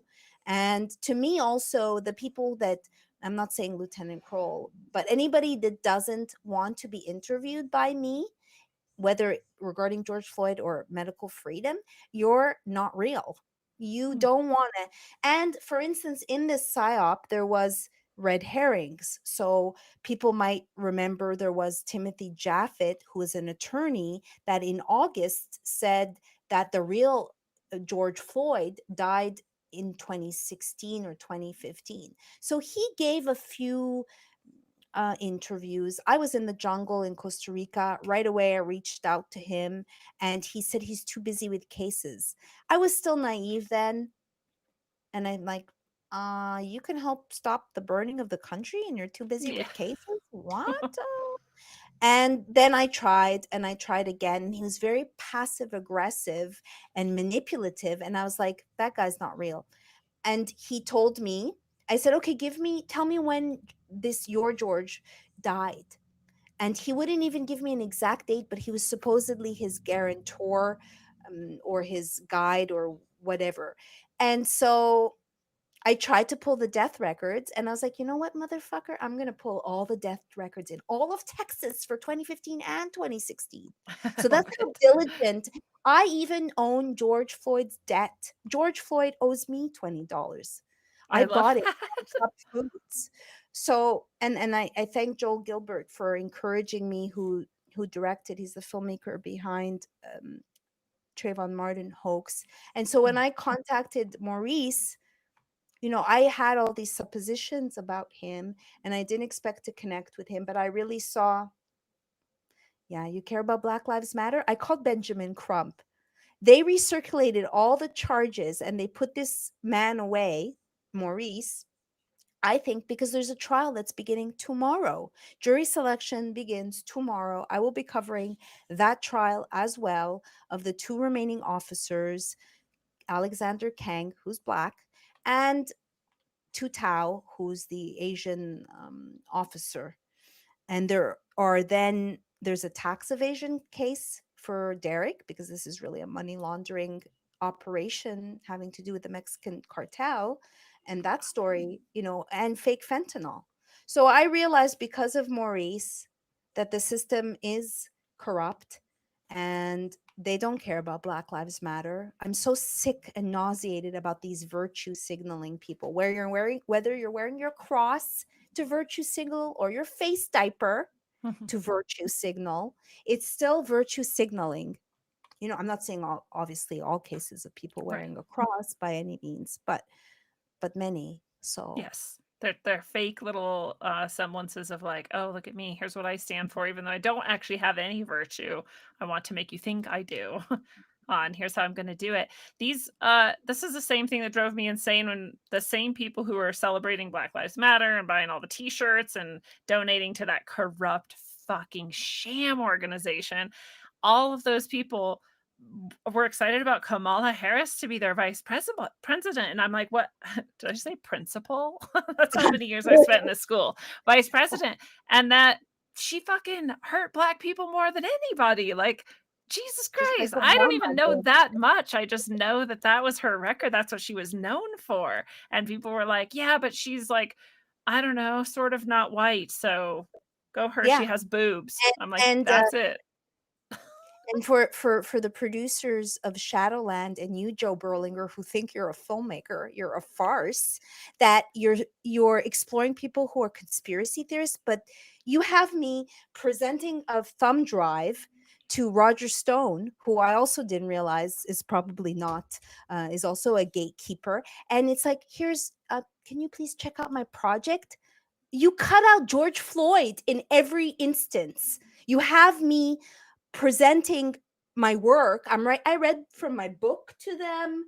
I showed them my publisher letter, and they didn't once, even if they mentioned once, just George Floyd, what it would have done. They even went as far as to tell the media not to interview any of the participants. The entire festival, it launched at the Atlantic Festival, was brought to you by fucking Pfizer. Could you believe it? I can believe it. Oh, I'm only laughing because otherwise I I know. would cry. I laughed. I laughed. By all means, laugh. It's so ridiculous. It's so disgusting. And then Joe Berlinger was like, "Let's have a Zoom call to address your concerns." And then he's like, "But not if you're going to be vitriolic," because I left him an angry message. This is my life. This is my Yeah. reputation. I just care. I'm a worker bee, for real. I care about the fruits of my labor. When I die, what will I be remembered for? In my case, I don't have kids. I'm not married. It's my work. And I take it seriously, even though I don't take myself seriously. I can laugh at anything. I take my journalism seriously. Yeah. How During awful of the them. during the trial of the federal trial, which to me showed me that this was like the duty to intervene live exercise, and I called an NBC reporter, and he's like, "My boss told me not to speak to people like you." Oh, you People mean like real you. journalists? Yeah. Yeah, people like, Right. and who's your boss? Is like a mafioso operation? What is that?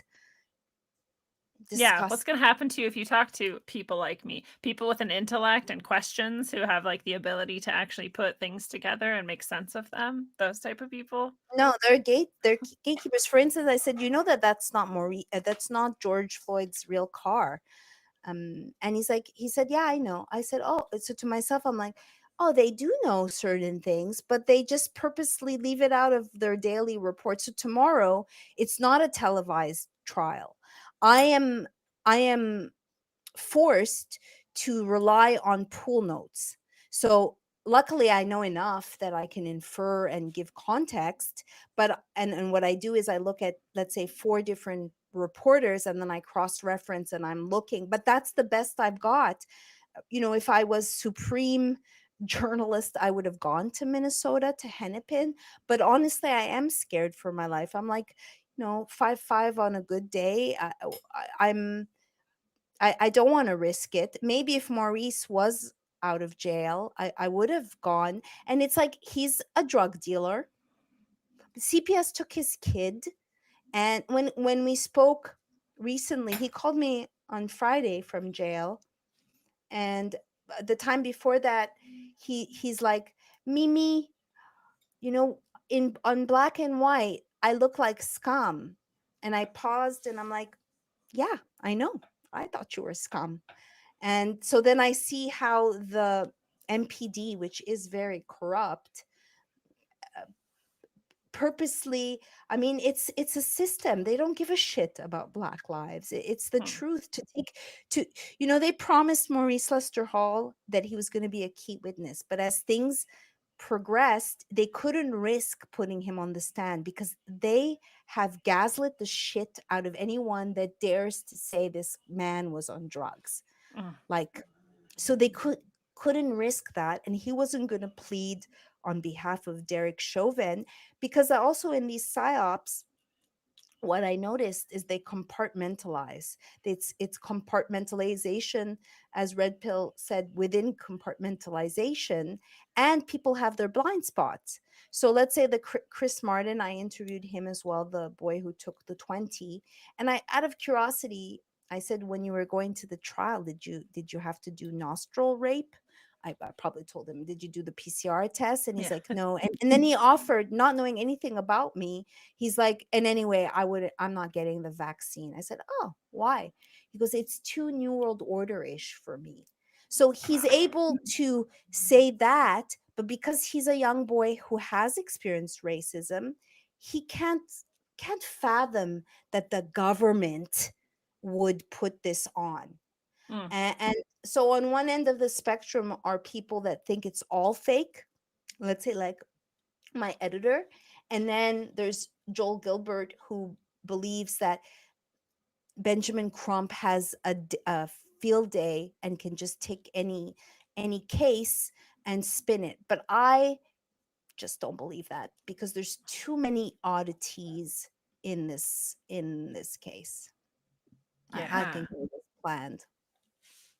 It does seem very planned. I know Charlie Robinson on Day Zero earlier was giving us a little insight that there is some footage you have that there was like hand signaling going on, and when the hand signaling It's was in the going on, trailer. all the people showed up It, and were it's like in standing there. it's in the trailer. It's very subtle. So in the documentary, um I'll just be clear on showing it to you. But as I've watched this video hundreds of times, like Yeah. over and over on mute, and where I'm just watching the background, where I'm just looking at body language and trying to see things. And so when I first saw it, and then I played it again, and so Tu Tao turns around and he does this, but I didn't see this right away. I didn't see the hand gestures. They all move in unison, and I showed Zach early on. He goes, nah, that's no. And then I'm like, oh yeah, let me go to the guy's camera, and he can't talk because the body worn camera is on, so you just see him do this. It's clear. You can He does this, and then they Yeah. all move. They all move in unison, like, and action. So this time seeing them in the trailer, I was like, they do look like actors. They act like actors. But the Yeah. thing is, Lindsay, is it I say to myself, is it because I've watched this so many times that I've become desensitized? Because I've seen it so many times. I What do you think you think? have to, though, because think about if you're watching a magician and stagecraft, right? It's the same thing. When you're caught up in the emotion of it, you don't see anything. You're just like, how did they do that? Oh my God, where did he come from? Blah, like everything, even in wrestling, right? We see that. But if you're standing back and you're the one who choreographed it, you know every single move and whatever, you can easily see, and you're like, oh, is that too obvious? Am I making it too obvious? Is it not too obvious because everyone's in the emotion of it? So I think it's good that you have that objectivity, because I think that's exactly what it takes to see through the illusion. Because I don't want to be the asshole too and be like, but I do know, if you just see the footage of him on the ground without any context the first time, it looks it is horrific. But like, for instance, Darnella, she's supposedly shielding her supposed cousin, from the horrific. Do you know how many times they're smirking and fucking laughing? Like, really? You're traumatized, but you're laughing, and you've made 750 plus $1,000, and you've won a Pulitzer Prize for your journalism. Are you kidding? Wow. Yeah. Oh God. My book and my film is deserving of a Pulitzer Prize for investigative journalism, not Darnella Fraser. No. If we had any fairness in this world, you will have that Pulitzer. You deserve it, absolutely. And I think everybody watching knows that too. Although the audience was very excited about what you just showed us tonight, and that Yay. sizzle reel. And so I hope everybody also used that link and went to share some support for you, because you deserve it more than anybody. And I'm just so grateful. I'm grateful we get to know you. I'm grateful we get to hear from you, and I'm I'm grateful that you grateful get to to do you. all of this work. Although I do want you to have a break from it. I know that there's secondary trauma that comes through, especially when you're an empath too, and that you are, like you said, asking. I don't want to say it that way. You are putting yourself out there, and it's possible people notice, and that, but we're all intending that you have the brightest protection around you and the safest goodness about you, and I know that that is what you will receive instead of whatever those people might wish for you. And I truly believe that. So Yeah, and in any case, Keith Ellison went on 60 Minutes and told the entire world at the end that this had nothing to do with race, because it had nothing to do with race. And I really hope, I would love for Maurice Lester Hall to see his son that they're threatening to take away.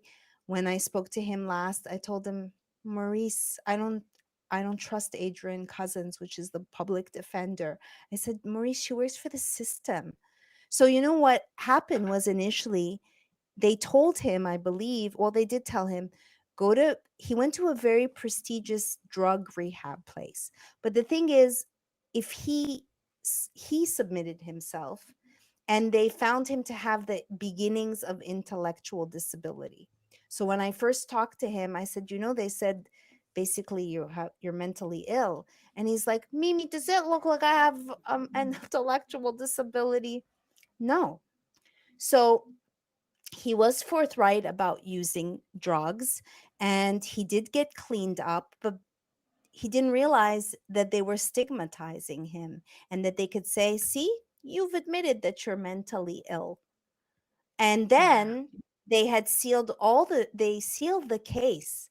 And so he runs away. He has outstanding warrants. He gets caught as a fugitive out of state. That's June 2nd, 2020. June 3rd, they seal everything. They drop all the charges.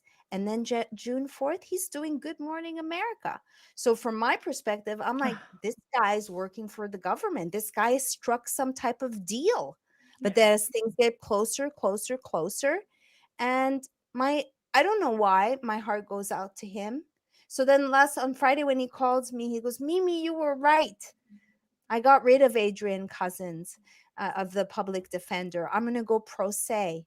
And they drudged up old charges.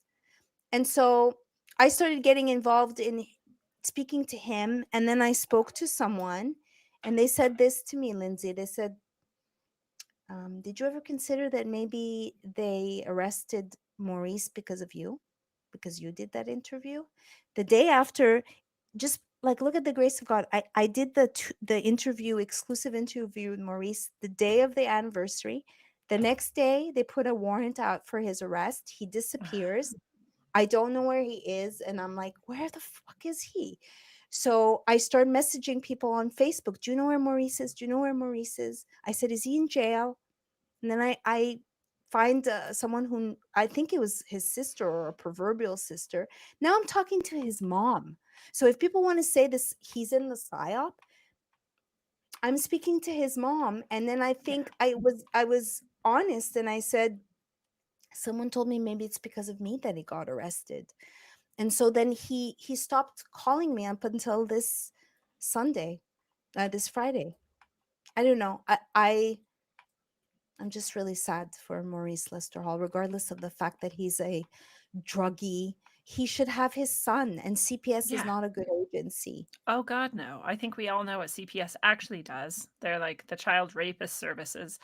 I've seen CPS be called on people who are horrendous abusers and who harmed their children so deeply and gravely, never did anything about it. But then they get called on people who are like homeschooling and take the kids away. And so they're clearly not for the benefit of the child. They're used as a political weapon. And just like the police, they don't care about Black people. They don't care about poor people. They don't care about anybody. And they'll use whatever they can against you. And I don't know about anyone else here, but I've been a drug abuser. So do I not deserve goodness or love or respect? So I don't, and I think you're right to have some love in your heart for him. And especially, I wouldn't blame yourself either. You're doing the best you can, and you're doing good. You're doing God's work with this story and with all the work you're doing surrounding it. If it somehow affected him, it's not your choice that happened, and it's not your fault, right? It might be in some No. way connected to it, but it's not a fault of yours.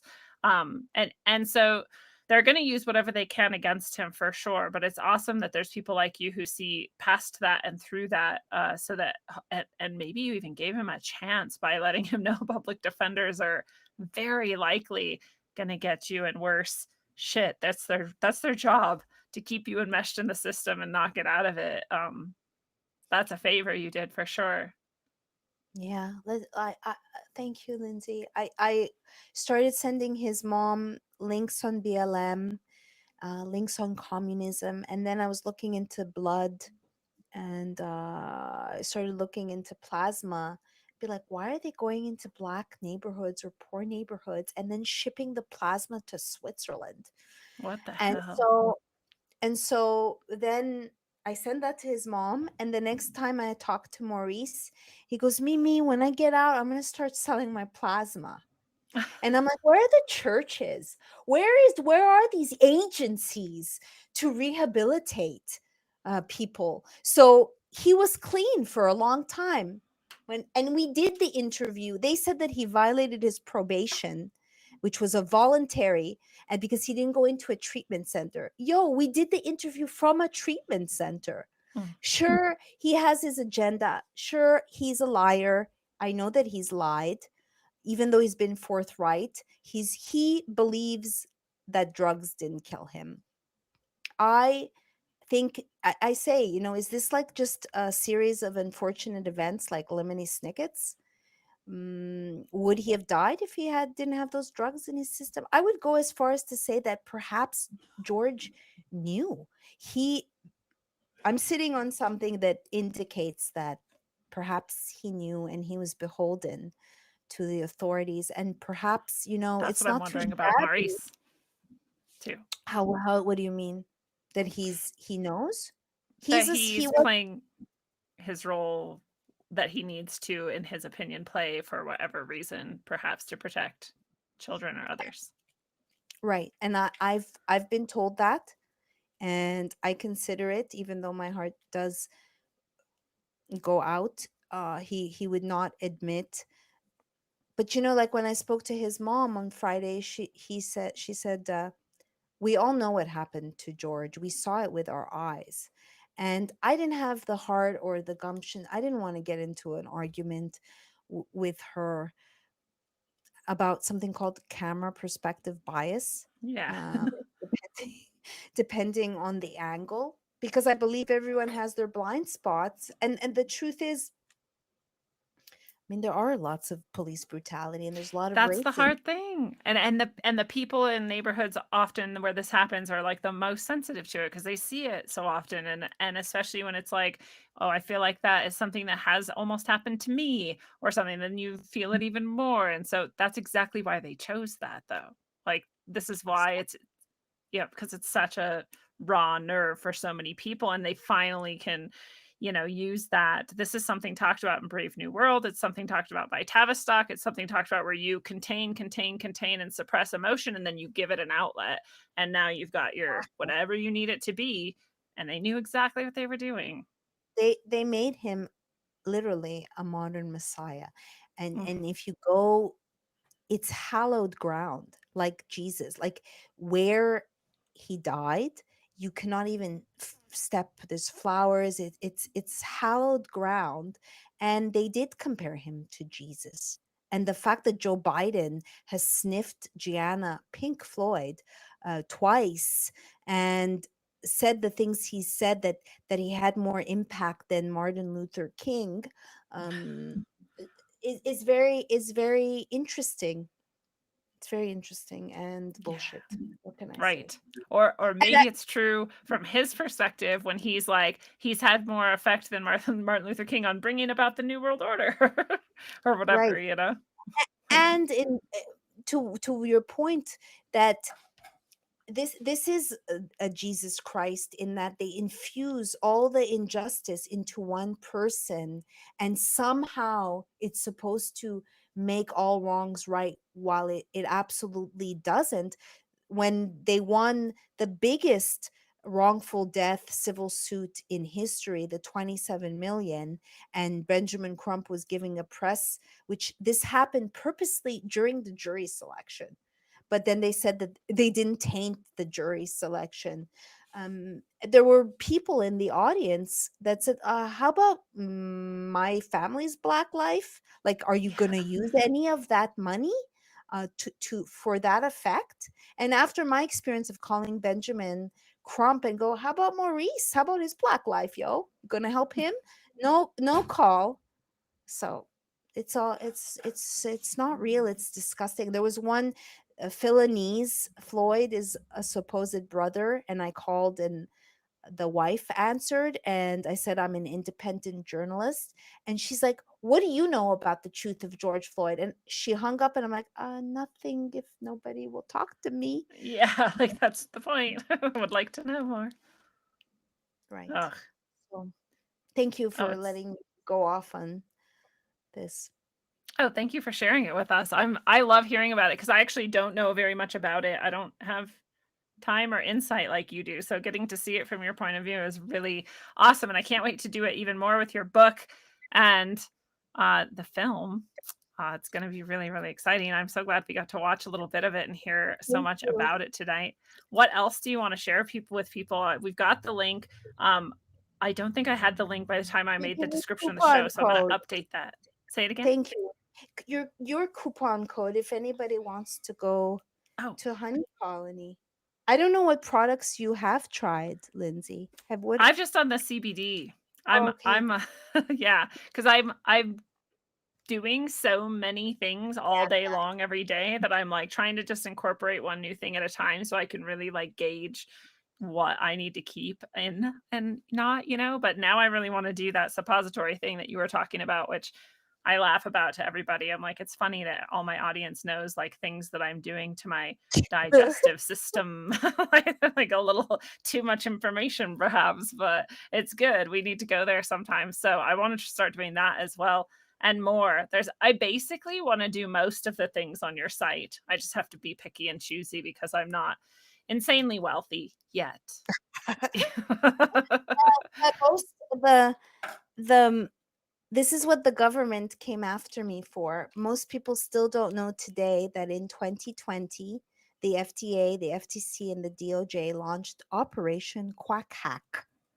And they went after me, my social media, bad social media. She used the word preventative. How dare you? How Mm. dare you use that word? And so this people are like, "Oh, colloidal silver."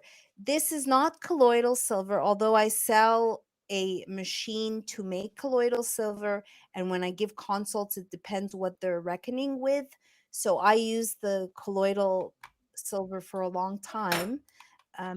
And I used to get UTIs like 3 to 4 times a year, and I didn't know that there was other options other than antibiotics. But literally today, it's not on Simply Transformative because we're not, excuse me, it's on honeycolony.com. So there's simplytransformative.com, which is the CBD, and then there's honeycolony.com. So Disney came after me for this because it used to be called Silver Healer, and that's the name of their whatever. So now it's called Silver Excelsior. And then the government came after me because colloidal is 0 to 10. This is 4,000 ppm. That's it in the middle. It's 4,000 ppm. The PhD who made this is graduated from Duke. There are many Wow. studies on silver which have disappeared as far as stopping the proliferation of viral replication and bolstering the immune system. Whenever he went to do independent studies specifically on his silver, well, guess who sits as the chairman of the Doris Duke Foundation? It's the Fauster, the Fauci. Oh The God. I call him the pandemic impresario. What does he do on Doris Duke Foundation? Doris Duke, which is big tobacco, by the way. And by the way, nobody knows this. I know Amazing Polly wanted to do a story on this when she found out that Fauci sued Imelda Marcos, but that's another story. So Bill Gates donates to the Duke University, and Fauci is chairman. So that's one of the reasons why it's always kiboshed and there's no independent studies on this silver. However, I That have not, motherfucker. that motherfucker. I've not taken antibiotics. I'm for more than 10 years. I did one mistake and I took an antibiotic for something and I ended up with Steven Johnson syndrome and almost died. That was like a year and a half ago. But I literally can't take it any antibiotic. I'm so sensitive. When I did my parasite test, it actually came up all the antibiotics that I can't take. So I really recommend this. We started selling methylene blue, a liposomal, which is the B blue. That there's a lot of information on the site. as far as it being antimicrobial and antiviral, I've done a methylene blue IV.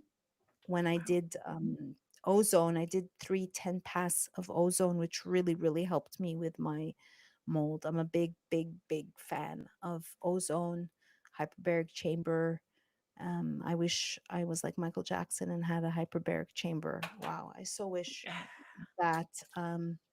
So I also have NAD, which is a precursor. I have people who have long haul COVID that take NAD.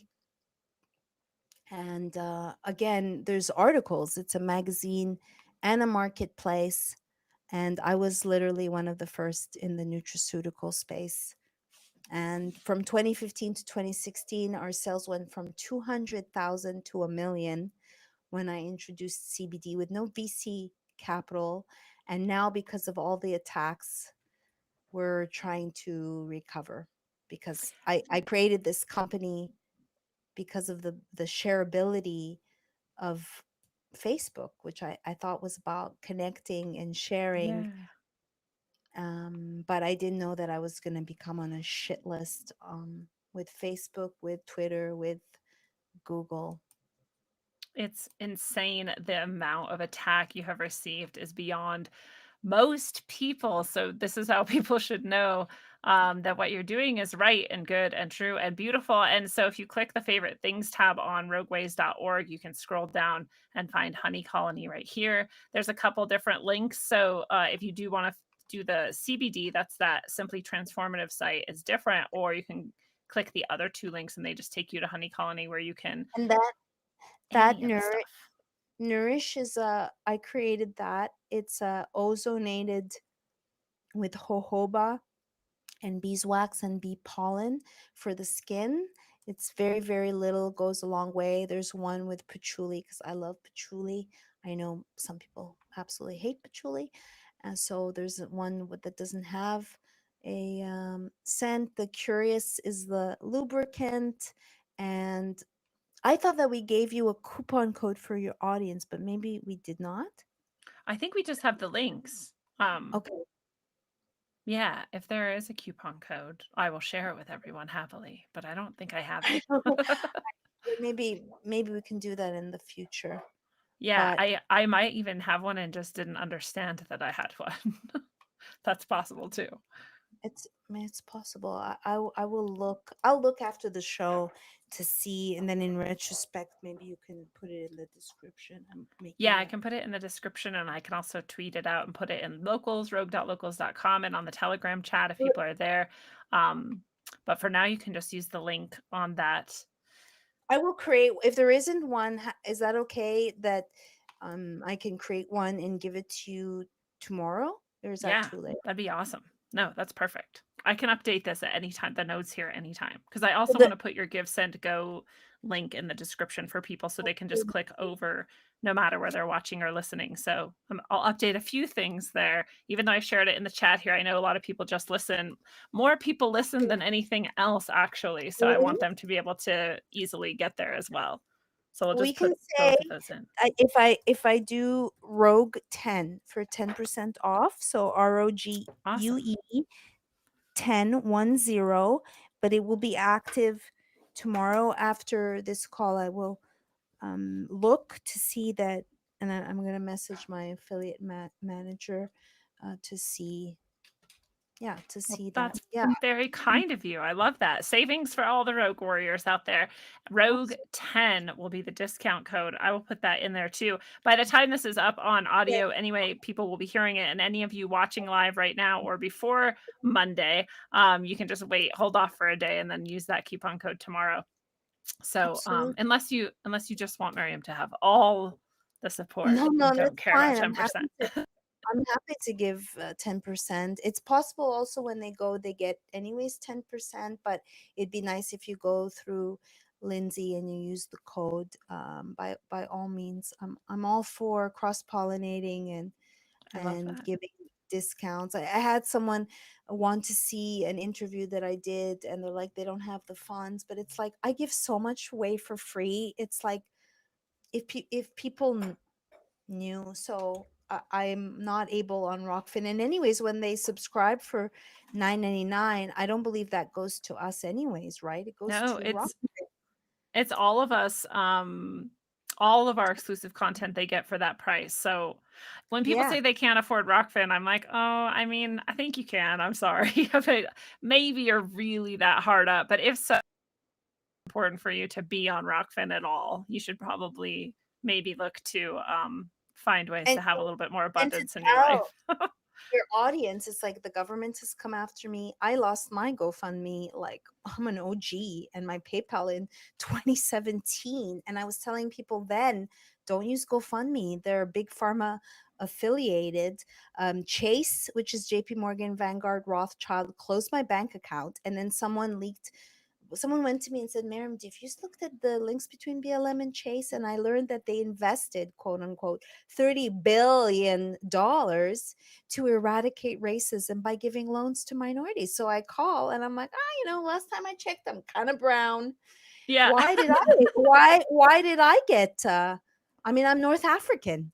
So they said they couldn't tell me. So they closed down my bank account. Then Venmo came after me.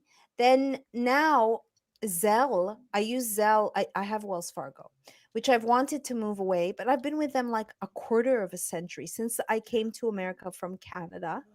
And they had a glitch supposedly with Zelle, which I pay my employees with. So they forced me to do a great reset. So I had to add all my vendors again, and we had a limit of 2,500. They relegated me back to 1,000, and now October 15th, I had already reached my limit. So then I called corporate back in the day when, as a journalist, I'd call press and be like, I'm doing a story. And this person gets on and he's like being all apologetic, a faux apology, and then says, it's automated, we can't do a manual reset. And I said, so what are you saying, the robots are in charge? Yeah. Like, well, the robots are in charge. What the fuck does this mean? And like I said, let's break down what you're actually saying, because you should be a politician, Justin. That's what I Yeah. told him. You're saying a lot, but you're saying nothing. Yeah. And he couldn't. I said, what does that mean? The robots are in charge? And he couldn't explain to me. So I feel that Wells Fargo doesn't want my business either, and they're making it increasingly difficult. So tomorrow I have to go looking at credit unions. Yes. To Credit unions are the way. Yeah. Wells Fargo is one of the 6 or whatever banks that are doing the whole ESG and the whole fucking what's the other thing they're doing? They're just in on it. They're in on it. Right. Obviously, any big enough bank is, but credit unions. Absolutely. And I've wanted to leave for a long time. So maybe this is God, the universe, telling me, get out now before they do their reset.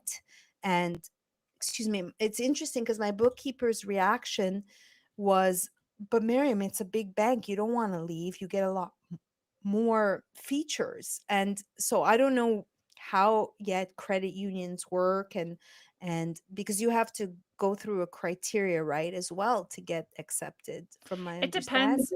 It depends which one. So like both of the credit unions, there's one I've been with for like 10 years now. I've bought and sold 3 houses with them. I have certificates Whoa. of deposit with them. Like I use them for everything, and I pay my bills through them. Like I transfer all of my whatever I'm connected Bluehost, or sorry, that's not one of them. Square, all those things, they all interface with it perfectly, easily. Is I it love local them.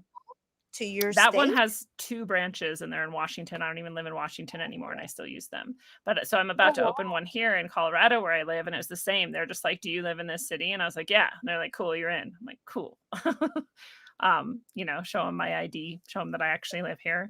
So a Right. lot of them have like, you have to work at this certain place or you have to know someone who does, or so, but some of them are like that. And I would just look at their history, make sure they've been around a while, look at their, this is the other thing. Go to Google, which is also stupid, but go to Maps and look at all the banks, look at all the credit unions. All of them have, every bank 2 or 3 rating out of 5, which makes sense. No one's happy with banks. Fuck banks. But you look at some of the credit unions, they have like, this one had a 4.8. I was like, no bank has a 4.8 rating. How many people? 5 people? No, thousands of people. So I'm like, okay, dude, that's a good bank. I'll go with them. So I just opened an account with a new credit union here based on that. But yeah, they're not, I mean, Oh, I don't know. They're not God. They're not going to be able to maybe resist like the collapse of things, but they're safer at least. They're not going along with the fucking big picture, big reset stuff. So yeah. whatever. The one of the reasons why I'm still in business is because of an SBA loan. And so because of the loan, there's money in the bank. So back in the day, if I was to go get that money out after 25 years, I said back in the day, my 25, that's a quarter of a century. Yeah. And the amount of money that I've had over the years, you would want to keep me. You don't You'd even be give a begging. shit. No. Yeah. And so when I go and I'm going to take such pleasure, like, close it all down, boys, give Yeah. me my check. I'm leaving. We'll see. I'm curious to see what the reaction will be. Someone told me, oh, Wells Fargo is secretly in bankruptcy. I don't know. Well, I don't even think more so. reason to get away from them. Right. But yeah, absolutely. But it's just so customer service is effing dead. It's like Dead. there was I was cross pollinating with Avocado mattress, and I have their mattress because mattresses off gas, and I am a Nazi of like holistic, like, so, and I have multiple chemical sensitivity. So when I started doing business with Avocado, they were family run, everything was made in America. So now post Rona, I was like circling back like Jen with all my vendors, and now it's like, oh, it's this super left woke marketing firm. And I said, I want to do, I'm a brand ambassador. I want to do interview with Avocado. And they told me, oh, we can have the marketing team. And I'm like, what? If someone wanted to do an interview with the founder of Honey Colony and I gave them the marketing team, that would look really bad. So they agreed to send me a mattress when I was moving here. And I made the mistake to call because I was trying to time it because I have had a broken back. I've broken several of my vertebrae, and sure, I No. could sleep on the floor one night, but so I was, and I'm in the future, so I was timing it. So I call, and I'm like, "Am I speaking to someone in the Philippines? I don't care if you're Filipino or blue, just be in the United States." Yeah. So I said, "Are you in the United States?" I went to take a shower and I got a download. This is not good. So an hour later, I get an email. We have a zero tolerance policy against racism. So we're going to take you off. This is like a super white person telling an ethnic person that Yeah. I'm racist. Yeah. It's like it's retarded. I Yeah. my COO was Filipino. I don't care. So anyway, and then I tried to complain. Another thing I'll say in this example for customer service, I was looking for an IV place. I'm a big fan of IVs, and when I had Steven Johnson, which is this very, almost, it could be a deadly skin syndrome, I went to do an IV in Florida, and I learned that they use genetically modified corn as their source of vitamin C. That is appalling. So I called, Gross. right? I called this Yeah. place near me, and I said, "Where do you source your vitamin C?" "I don't know. Call the compounding pharmacy." Okay, well, I can tell you everything where things are sourced on my site because Yeah. I vet everything. So I call the compounding pharmacy, and he's like, "Listen, you don't have to go there." And I said, "That's not the point. You guys are supposed to be the good ones. And you're putting corn in people's blood." So I went on Yelp, and I put don't go to this place. Guess what, Lindsay? They paid to take the Yelp off. They took the That's why I Yelp. hate that shit. I hate that I shit. didn't even know you Though, could do that. yeah. have to pay to be on their site in the first place, to even show up, to even let people give reviews for your place on Maps and Yelp and all these places. You have to pay them, and then you have to pay them to remove any of the negative. And if you're not paying them enough, they'll let all the negative ones rise to the top, and all the good ones will be suppressed. It's fucking evil.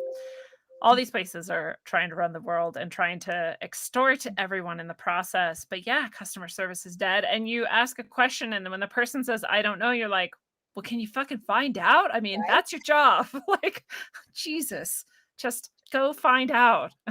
Like, I don't know. Yeah, I I don't have know. I'm not I have sure. It's not some. my problem. Like, it's literally your problem. This is where you work. God, I drives me recorded insane. a call last week as soon as the vaccine got on the children's schedule. I know it doesn't come into effect right away.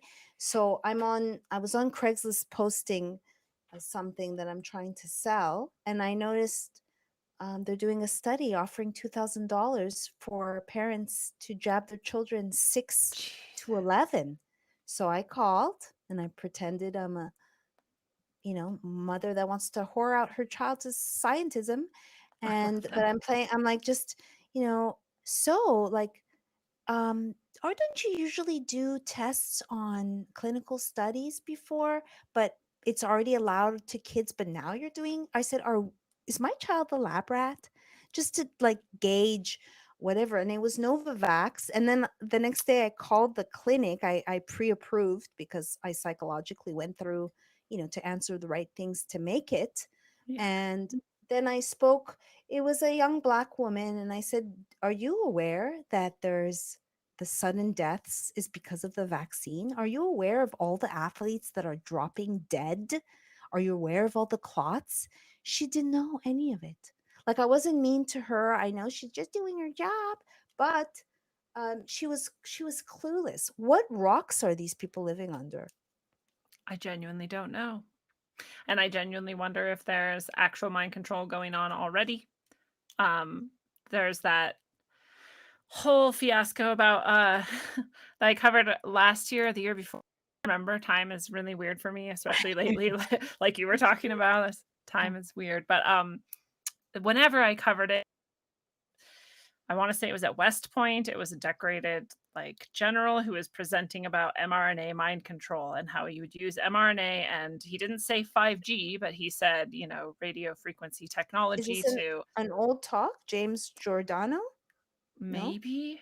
I don't know if he had a name that I remember at least. It's not old, but I would say that the date on it was, if my brain is working correctly, it was like in the 20 teens. So it wasn't that far before this all I'm rolled out. curious to, I saw that when I was looking for this show, I saw the show because I covered transhumanism and nanotech and Charles Lieber, and Yeah. I saw the show that you did a year ago. Zach still thinks he doesn't believe that the 5G is gonna penetrate to self-assemble this nanotech with the That's what this graphene whole talk was oxide. about, was that this 5G, well, he didn't ever say 5G, but same difference. He said strong enough EMF radiation, whatever he said, and would use mRNA to carry the mRNA specifically was necessary, graphene was necessary, and the correct amount of EMF radiation was necessary. And if you had those components, memories could be deleted, inserted, May you share beliefs. that with me? May you Yeah, I'll find find it? it. I think it was in an episode I did called Total Human Control, but there was Okay. another one I did that was also about like nanotech and I saw whatnot. that So I one don't remember which one. last year, yeah? This is one of the many things that I wish I had like a team of people, Oh, because I wish my yeah. show notes were searchable for like all the things I Oh, cover in yeah. any given episode, because otherwise I'm just left to my own devices to try and remember what happened, and that's never good. I don't I Right. don't have the most absolute detailed memory. I No, just none have the of conceptual framework. yeah. Okay. So But total yeah, control. I I think I total really human want control. to see that. That is what they deleted me on for Twitter because, as early as February 2020, I was like, something in that jab or in the aerosolized in Wuhan is parlaying with 5G. Hubei province was a test city. And Zach told me, don't say that. You're going to sound crazy. So I specifically used the word theorized. And then a year later, I'm like, oh, now Stu Peters is saying it. So I went back and I said, you'll see graphene oxide is the secret sauce. Where are Yeah. you, Charlie? Because I was one of the only following Charles Lieber. And 10 minutes later, poof, gone. All my and like you, I was using it. I'm a professional archivalist. I'm a professional researcher. So I was using Twitter to be like, oh yeah, 12 hours a day, 365 days I was covering this coronavirus bullshit. And I can't use it as a That's why. reference. That's why they have this thing, Biden saying that he's going to stop the sale of Twitter to Elon Musk as a national security risk. I Um, missed that he it said. might When did he say that? in the last few days, but it's not like he's saying for sure. He's saying I'm considering it. Well, he's saying nothing. His puppets are telling or whatever. Whoever's saying it. But that's an interesting admission that like they deleted people like you's account and got rid of all that research and got rid of all of these things that all sorts of people were archiving there and hashtagging and Yeah. organizing And there. then why do people get to say it and co-opt my stuff? You know how many juicy, Yeah. like, archival snippets, studies, interviews, all gone, and Mm. people don't get this is my livelihood.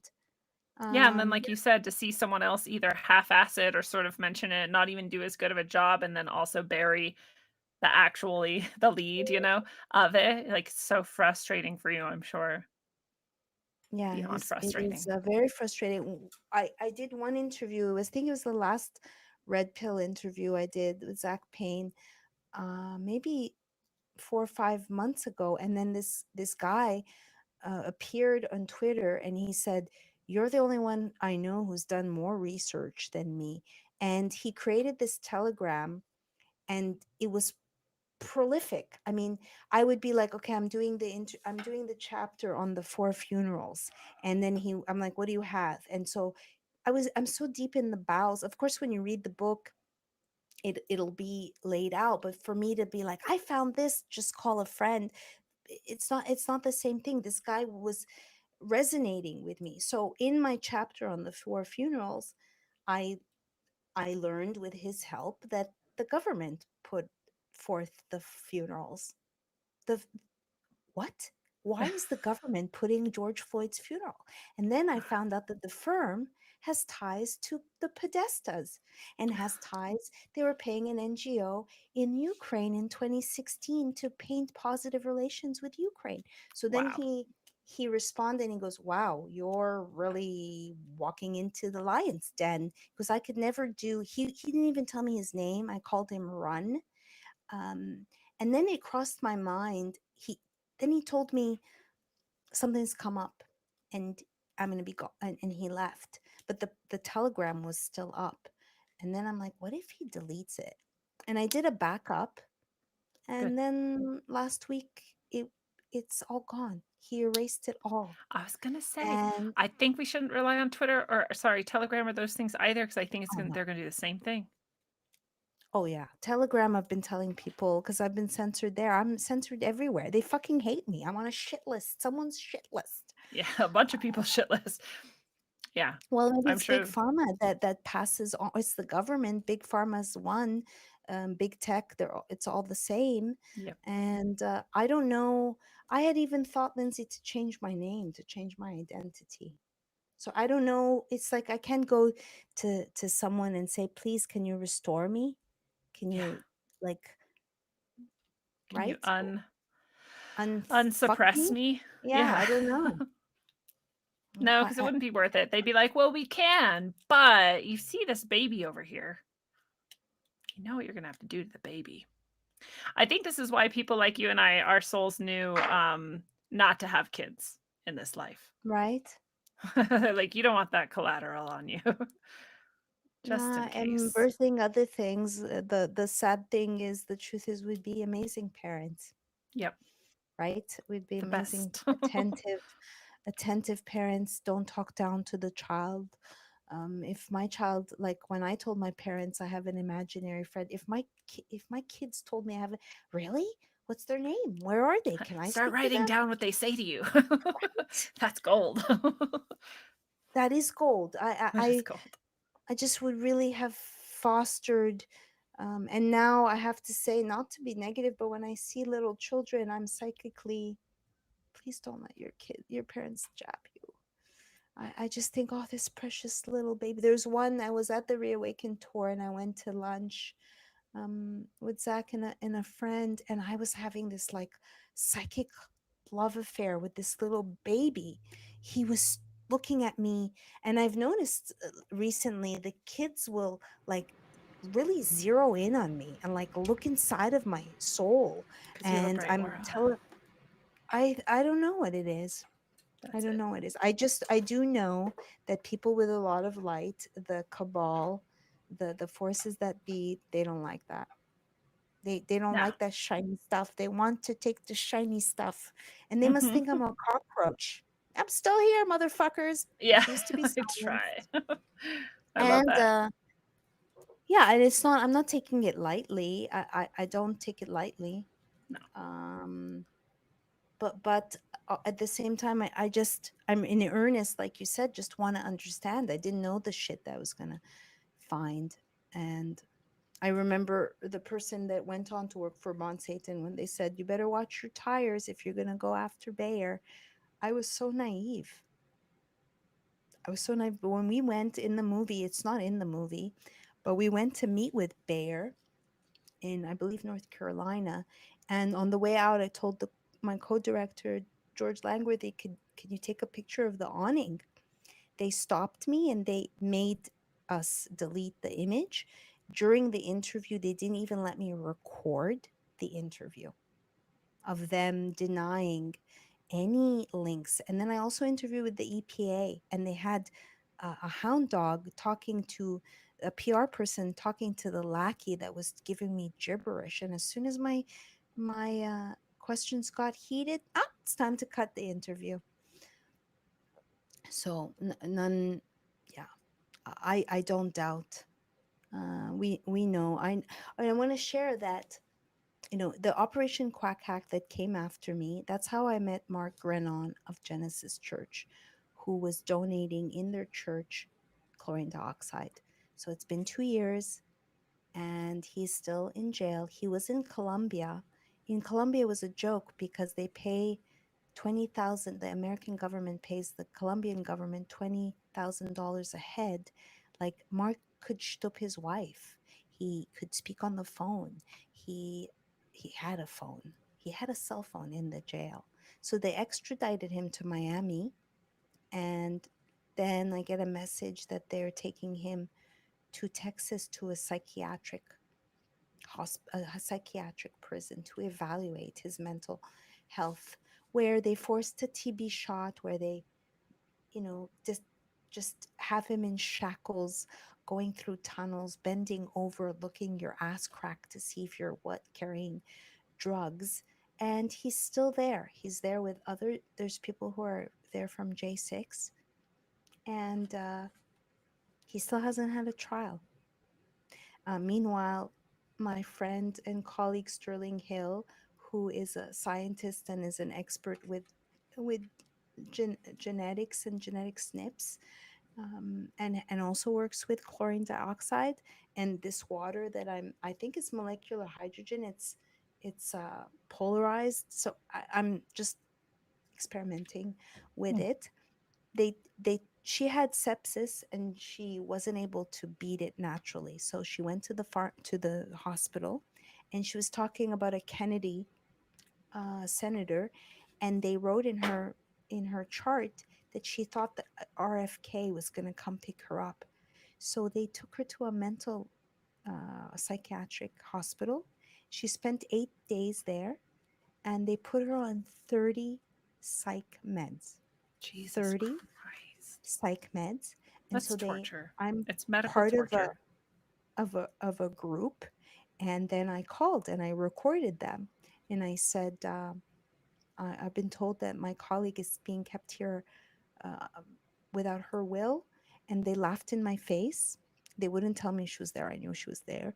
And I said, "Can you give her my number?" They never gave her my number. So then after she got out, me and my colleague James Grunweg, I was like, what the fuck hospital is this? So it's called Universal Behavioral Sciences. It's the biggest collective of psych hospitals in the entire country. Oh They've been God. sued tons of times. Their Yelp reviews for this particular hospital in Hammond, Louisiana, for some reasons, these horrific Yelp reviews are up where they say this is not a hospital, this is a prison where they take you off the meds you're supposed to be taking and they put you on other meds. And if you so much, she had like a tier, oh, you're going to stay here 15 days. Who the fuck are these people? How is this still, how is this operating? Psychotic. That is It's medical psychotic. kidnapping and medical torture. Yeah. But what, Who are where the is people who work there? the dude, the CEO, is a slimy Middle Eastern man. I could say that because I'm Middle Eastern. He looks Yeah. slimy with his mustachio, and he worked for Tulane. And then I play a sick game called Where's Waldo, but it's Where's Billy Boy Gates. So I went and I put Tulane University, and Sterling had said, I bet you Tulane is involved. But when she told me it didn't catch that she said Tulane, I couldn't understand her. So Tulane has received millions and millions from the Gates Foundation. This guy graduated from there and he's a CEO. It's a business. It's fucking disgusting. I don't know what I can do to I don't even know. This is like, that movie with Angelina, all the movies about psych wards, One Flew Over the Cuckoo's Nest, the Angelina film. I don't know. I've always been kind of fascinated with psych wards. I think I was in one in a different life, and yeah, I don't know what to say. It's disgusting. Yeah, this is why we should never call people crazy, because Right. it like denigrates, belittles. It's just not it's not My effective, mentor and told especially me, if you just don't agree with someone, don't call yeah, them crazy. At least just say my like they're illogical or they're not looking at reality in my opinion or something. I don't know because and then with this is why I got worried too, this whole mental illness push. And when I was teaching still, there was this big push to just categorize and right, document as many mental illness behaviors as we could and to get kids on meds and all this shit was so disgusting. And I'm like, look at what they're doing. They're saying they want to destigmatize it. They're saying they want to get people help, but what they really want is they want dirt on any fucking right, given person so that if you ever act up in any way, they can like say, look, they have a history of mental illness. So at this point, when you hear that, oh, well, that person has a history of mental illness, just remember to have a history of mental illness means maybe absolutely, your teacher in sixth grade said you seemed right, depressed. Like, don't absolutely. buy this shit. My It's mentor insane. told me the most damaging thing you can say to someone is "you're crazy." And I've heard someone that I know very well say to me that I have extreme behavioral issues and use weaponizing language. Um, and in this day and age, it's in this day and age of Stitch Nation. It's very, very, very damaging Yeah. to say that, and it's very apparent what is really going on, which is the example like I used with Maurice. I was like, oh, he admitted himself. He admits that he has a mental health. And if you do have PTSD, like when I say I have cancel PTSD, I have trauma. I'm not making light of it. I'm aware of it, but it's different to say you're crazy. Right. That like the and I feel like in this case Sterling was sent there. There were people that were autistic that were being discriminated against. There was, and they gravitated to her. It's almost like they just felt her energy and she was there to take a peek at what's going on. But like they made her clean up sewage, and I don't even know. They said, well, if you don't take these meds, you're gonna stay here a little bit longer. I don't know, dude. I would fucking lose my fucking shit. I know. I am not. I admit, I do not respond to negative emotion. Very. I don't know what I would do. I wouldn't be calm and collected. I really I would don't know what not. to do either. I, I, I'm like I, a fucking I'm a warrior. I'd righteous be like, bitch. and then they would use that against us. Yeah, exactly. They're like, oh, she's Exactly. violent. When all this shit was going on with the planes, and I went on the plane, and I was wearing my little face diaper, and I sat down, and it's almost like it meant to happen. I was going to a truth about cancer, and I switched seats, and there was a Hugo Boss expensive blazer, and I had asked the people around me. So um, lit- the woman, the stewardess came. I call her, what is it, Lakeisha or um, Shakina, whatever. She came. She was like a Shakina. She came to me, and I mirror people's energy. So she said, I showed her my ticket. She saw that I clearly wasn't sitting in my seat, and I just said like I just sat and said, I have someone's jacket in a. She goes, well, it's probably the person whose seat this was. And I was like, no, actually, because I just switched seats with someone. And you ain't gonna talk to me that way. And she stormed away. And I leaned over. I remember the guy to my left was reading the 4 agreements. And I said, I'm about to get kicked off the plane. I felt it. So they came back and they wanted me to take my things. And I purposely left them there. So I'm outside now. And now they're going to derail my whole day. This Lakeisha woman that she stormed away. So it was another woman. And I was wearing a silver face diaper, a cloth, and it happened. I got it at a bulletproof conference, and I picked one that was defective, meaning they sewed it wrong, so it was like cockeyed on my face.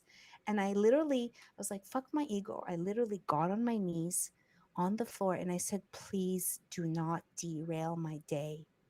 I have a conference to go to. And she said, get off the floor. And I said, why? You're making me uncomfortable. Oh, yeah, bitch, I'm making you fucking uncomfortable. I paid $700, but I'm making you uncomfortable. I wanted to lose my shit. And it was horrible. They brought me back on the plane, and that's when I made a scene. I said, I yelled. I said, I'm not getting kicked off because of anything with the coronavirus. I'm getting kicked off because some stewardess is power tripping on Yeah. me. And I said, all of you face diapers, welcome to CoronaCon. And I walked out, and if I had done anything wrong, they would have banned me, right? So then they put me on a 10 o'clock flight, and then I went home. I smoked a doobie. I literally got on my knees and prayed to God, and then I was like, how am I going to handle this? So I'm wearing a face diaper, I'm wearing a hat, I'm wearing my glasses. Like, how could you tell who I am? I went to the desk and I said, I've been a bad girl, and I was told to see the stewardess. So they and the thing that she told me next, I was like, this all happened so I can get this little nugget of truth. She's looked at me, and they literally, Lindsay, put me in the back of the bus. They put me near the shitter at 10 o'clock at night on an empty plane. Luckily, the man took pity on me and moved me up. And she said, if I were you, I'd just wear my face mask and look down, because soon the FAA will share data with all the airlines will be sharing the data. And I was Oh like, my to God. myself, I'm like, that's why That's I'm here. why. This is what all Yeah. happened. Thank you. Wow. Yeah, That may that's seem that. like that may seem like not, I don't know, that may seem unimportant to some people, but that's yet another centralizing factor that we're going into this. Look at who pulled this whole scam off. It was the corporations, it was the planes, it was the big big box stores or whatever they call those, not the little mom and pop shops. So it was all of these giant organizations that pulled this off for the government, because the government couldn't legally do most of it. So the stores had to be the ones, and the planes had to be the ones to be like, you have to wear your mask, you have to get this, you have to do that, or you can't fly with us, we're a private company. And now they're all centralizing this power as well. So who's the most powerful people, and now what are they doing? You're right, that is why that happened to you. That's fucking Anyway, crazy. I cried before I went back home to kill some hours and go back. And I remember calling Zach, and he's like, "Oh, you haven't shit show Mimi. Oh, thanks, supportive, so supportive." Like Yeah, without like even knowing, he just like blamed me when this has been was a very prickly year. And there has to be some people be like, there's a big fucking elephant in the room. Is anyone gonna talk about it? That's me. I get the Um, same shit from people. They're like, "Oh, here comes Lindsay again. She's gonna start some shit." I'm like, I don't start shit. I just say true things and I just right. stand up for myself. And other people have problems with those things. That's not my fault Yeah, that because everyone's so they don't have broken. balls and they're secretly jealous. Yeah, They're secret, and exactly. plus it's like I'm not a big woman. I'm like 5'5". Like Yeah. I don't come from this country. I had to work for everything. Nothing was handed to me on a fucking silver plate. I've worked really hard, and it's really hard at 14 after working for MSNBC, The Hollywood Reporter, Penthouse, Marie Claire, to be like, "Oh, here's my genius work for fucking free, for Yeah. free. Just take it. It's for free." Instead of like it's disgusting. I have to pay my dues at 49 years old. Mm. Like, and then judging me because I'm angry about it when luckily my girlfriend Danny Katz, who wrote Plandemic, by the way, just like I worked on it, but you would never know because none of us were given credit. Mm. She wrote the movie, and she was my neighbor and also working for all these mainstream magazines, and it's the same thing. Just real journalists have a really like Ryan of Last Vagabond. He's also they co-opt his stuff. He does amazing work. It's called Details, detail oriented, and also hella censored. And what they do is they co-opt our we're the ones doing the actual work, and then they just lift it and copy it and Twist it. say it's Take out theirs, the twist most it. important part. Yeah. So That's it's pretty infuriating to just to to you're just standing up and saying truths. It's not like I'm not a shit disturber either. And then, in the corona, thanks to the corona, I was like, you know what, I'm going to use this as trigger work. And people clearly don't have balls, but I don't suffer from that. So I'm going to just learn to not say anything. That's what I used it for. Meaning I learned from that, um to not get triggered. That woman, I wish she never showed her face again, that stewardess. There was another time when I returned from Costa Rica. I peed at least 10 times in the 4-hour trip. I was so nervous to go back into the matrix after literally after 6 months where the jungle was easier to live. Initially it was the jungle definitely spits people out, and so I was scared, and I went back and I was told that I could bring a note and I wouldn't have to wear a mask, and they discriminated against me. The woman said, "It's not." I said, "Don't you think that's discrimination? I have asthma and a doctor's note, but you don't care." And she said, "This is a beautiful line. It's not discrimination, it's the CDC."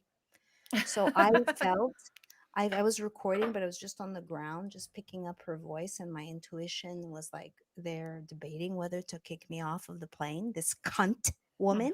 Sorry.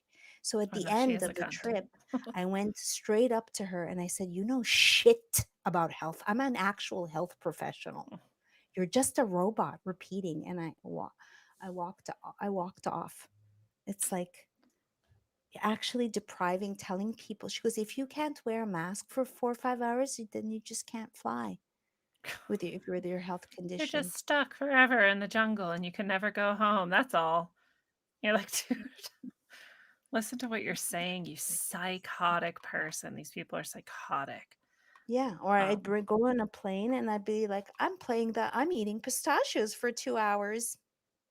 So you can just leave me alone, because I literally, that's one of the things, like when the George Floyd thing happened, literally May 26th is when they brought in the mask mandates.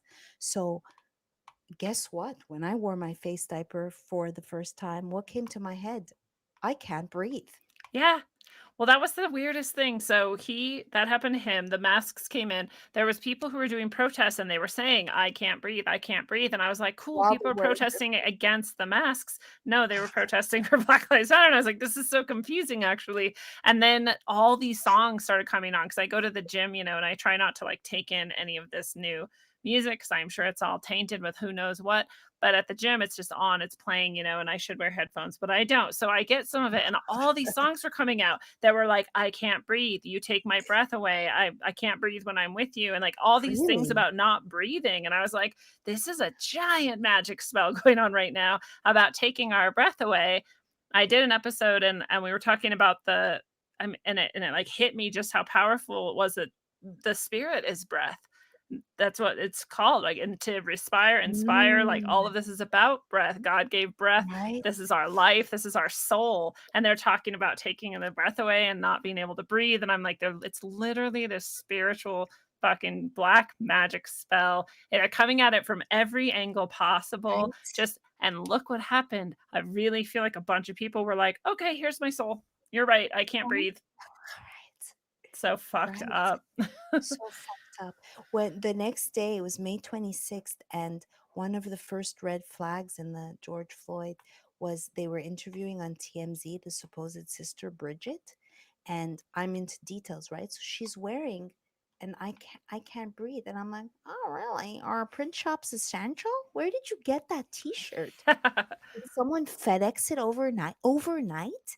Like it's less than 48 hours that your supposed bro is dead. So I went and I did the That's I Can't crazy. Breathe, Benjamin Crump, George Floyd. Oh, wow. In 2014, Eric Garner also said I Can't Breathe, and he was also represented by Benjamin Crump. Amazing coincidence. They were like, "Yeah, it's a little too soon though. We'll do that again next time. Yeah, It'll work better exactly. next time." Like That's I said, are crazy. you recycling proper like shtick? Like it's like, oh, we left over some we have some leftover I Can't Breathe shirts. Let's send it to Bridget.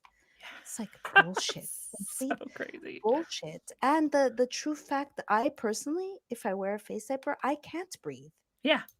No, I don't even understand how people did it. I had to do it like a few times to go to certain physical health appointments that I had to go to, even though I broke me. I can ask Johnny. I cried for like 3 hours the first time I put a mask on. I was like, Really? because I felt like I was giving up my principles, and I was telling everyone like I'm never putting one on and I'm never going to put one on, and I like had to do it to get this very necessary health issue taken care of, and it fucking broke Right. me. I fucking broke, and I cried for hours and hours, and I finally like got right with myself and was like, look, dude, it's like not actually the end of the world, but Oh, it was like for 10 minutes, and even then I was like, I can't fucking do this. Like I can't understand how people are doing this all day. I can't understand how they're doing it every day.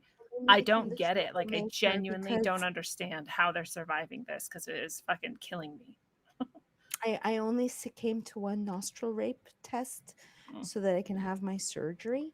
And I told them I had MRSA in my nose and that I cannot take any antibiotic. And so instead of preparing to get fucking cut into and have this surgery, which I chose to do because it was bothering me and I was bleeding every 2 weeks, I was getting paying to get I got and then they told me you need to get a ear and nose specialist. Really, with 1 week to go, where who's going to be an ear and nose specialist? So my logic was like, oh yeah, motherfuckers, I'm going to get you 3 doctors letters. I had 3 doctors say this person cannot take go shove all the way.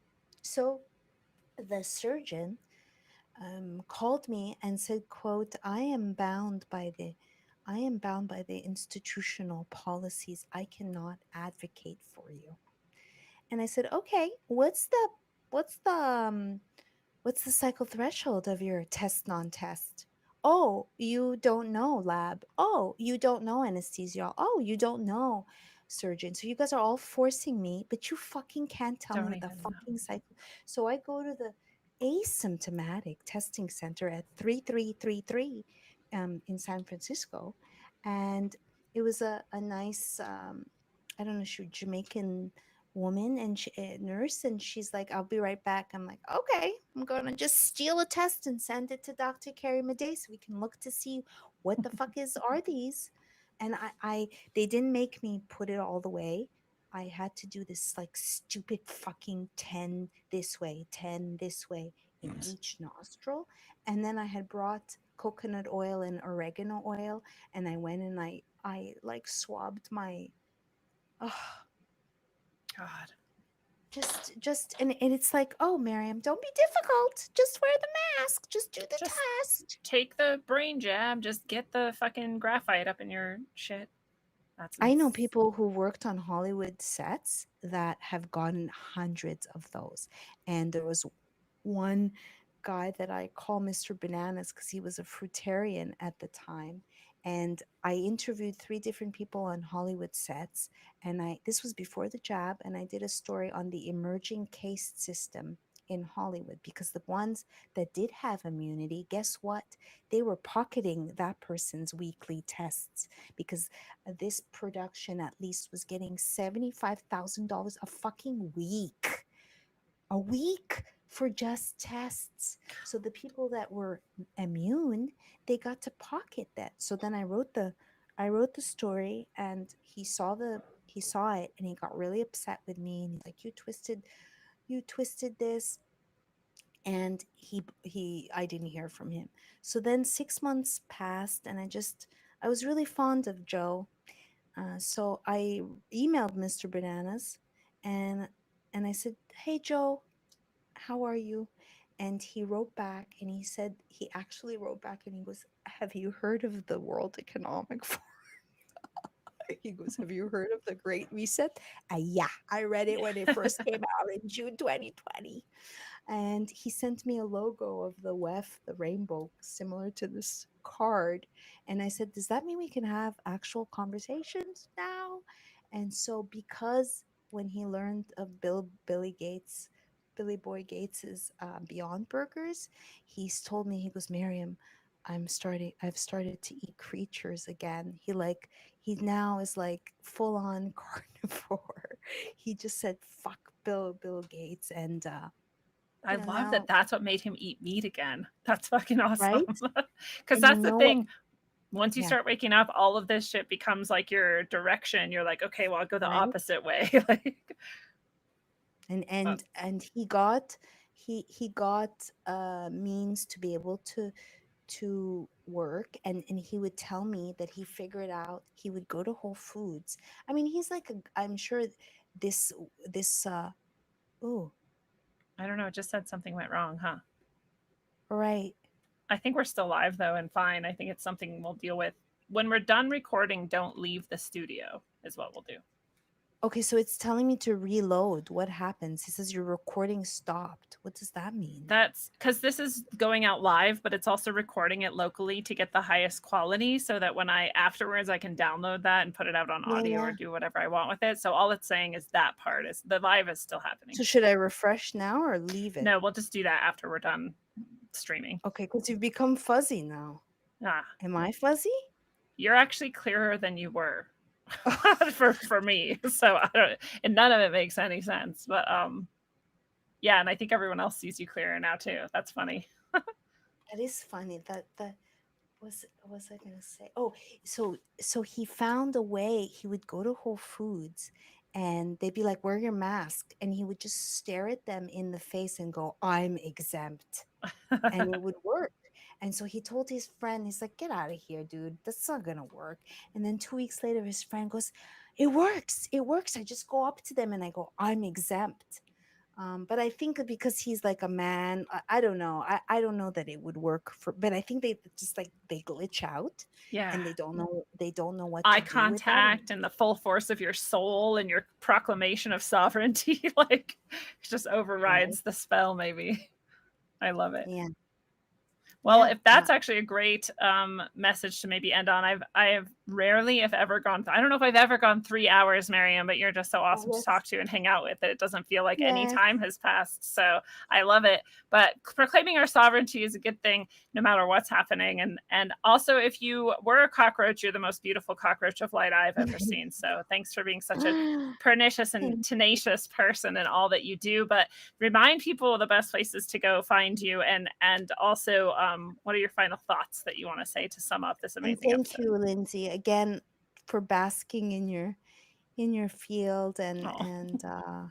feeling your presence. Thank you, because I've been emotional these past couple of days. What's my final thoughts?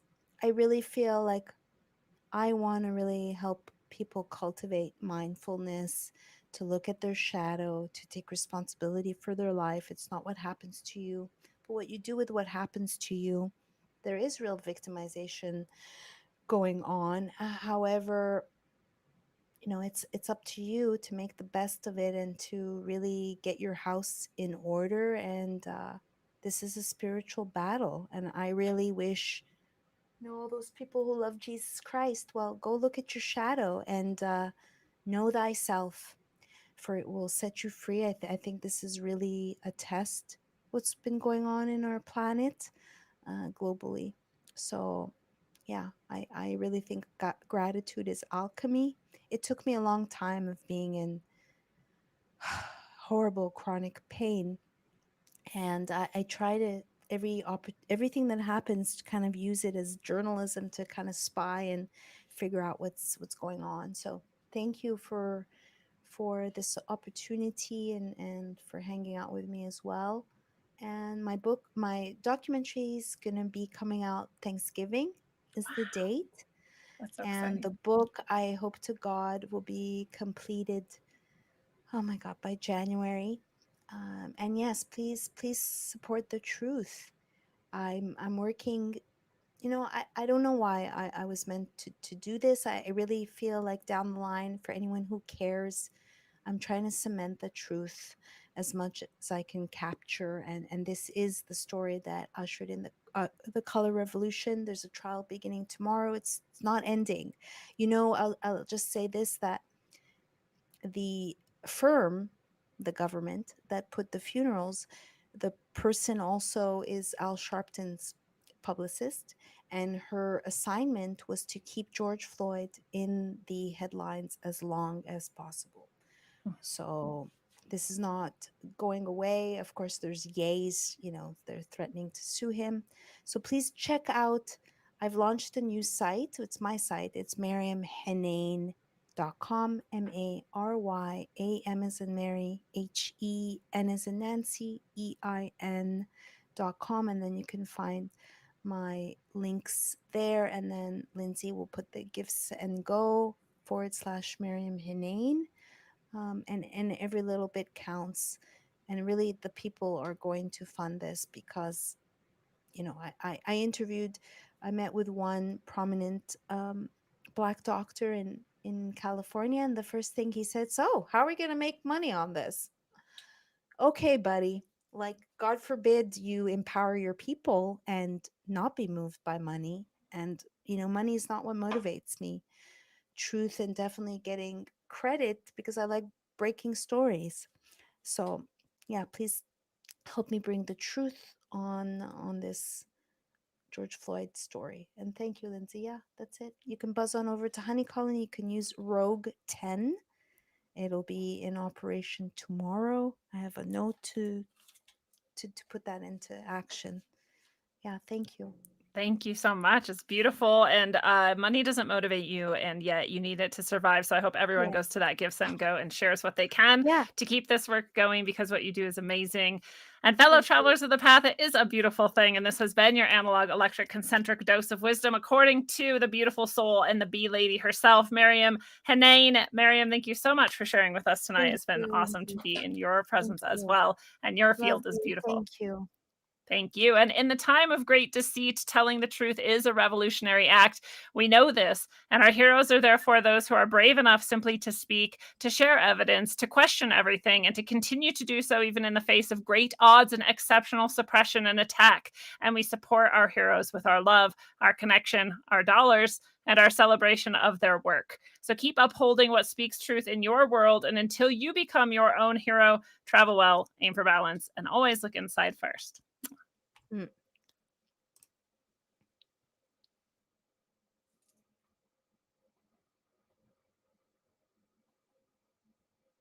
I'm not able to turn my camera off Oh, I don't know. without It the should be. refresh now. It says your Oh, computer is not allowing Riverside to record. Please refresh to continue recording. So should I do it? now I can't Ay, find ay, my ay. camera button. Oh, there it is. Yeah, I guess do it. And we'll see if the Audra song will even play.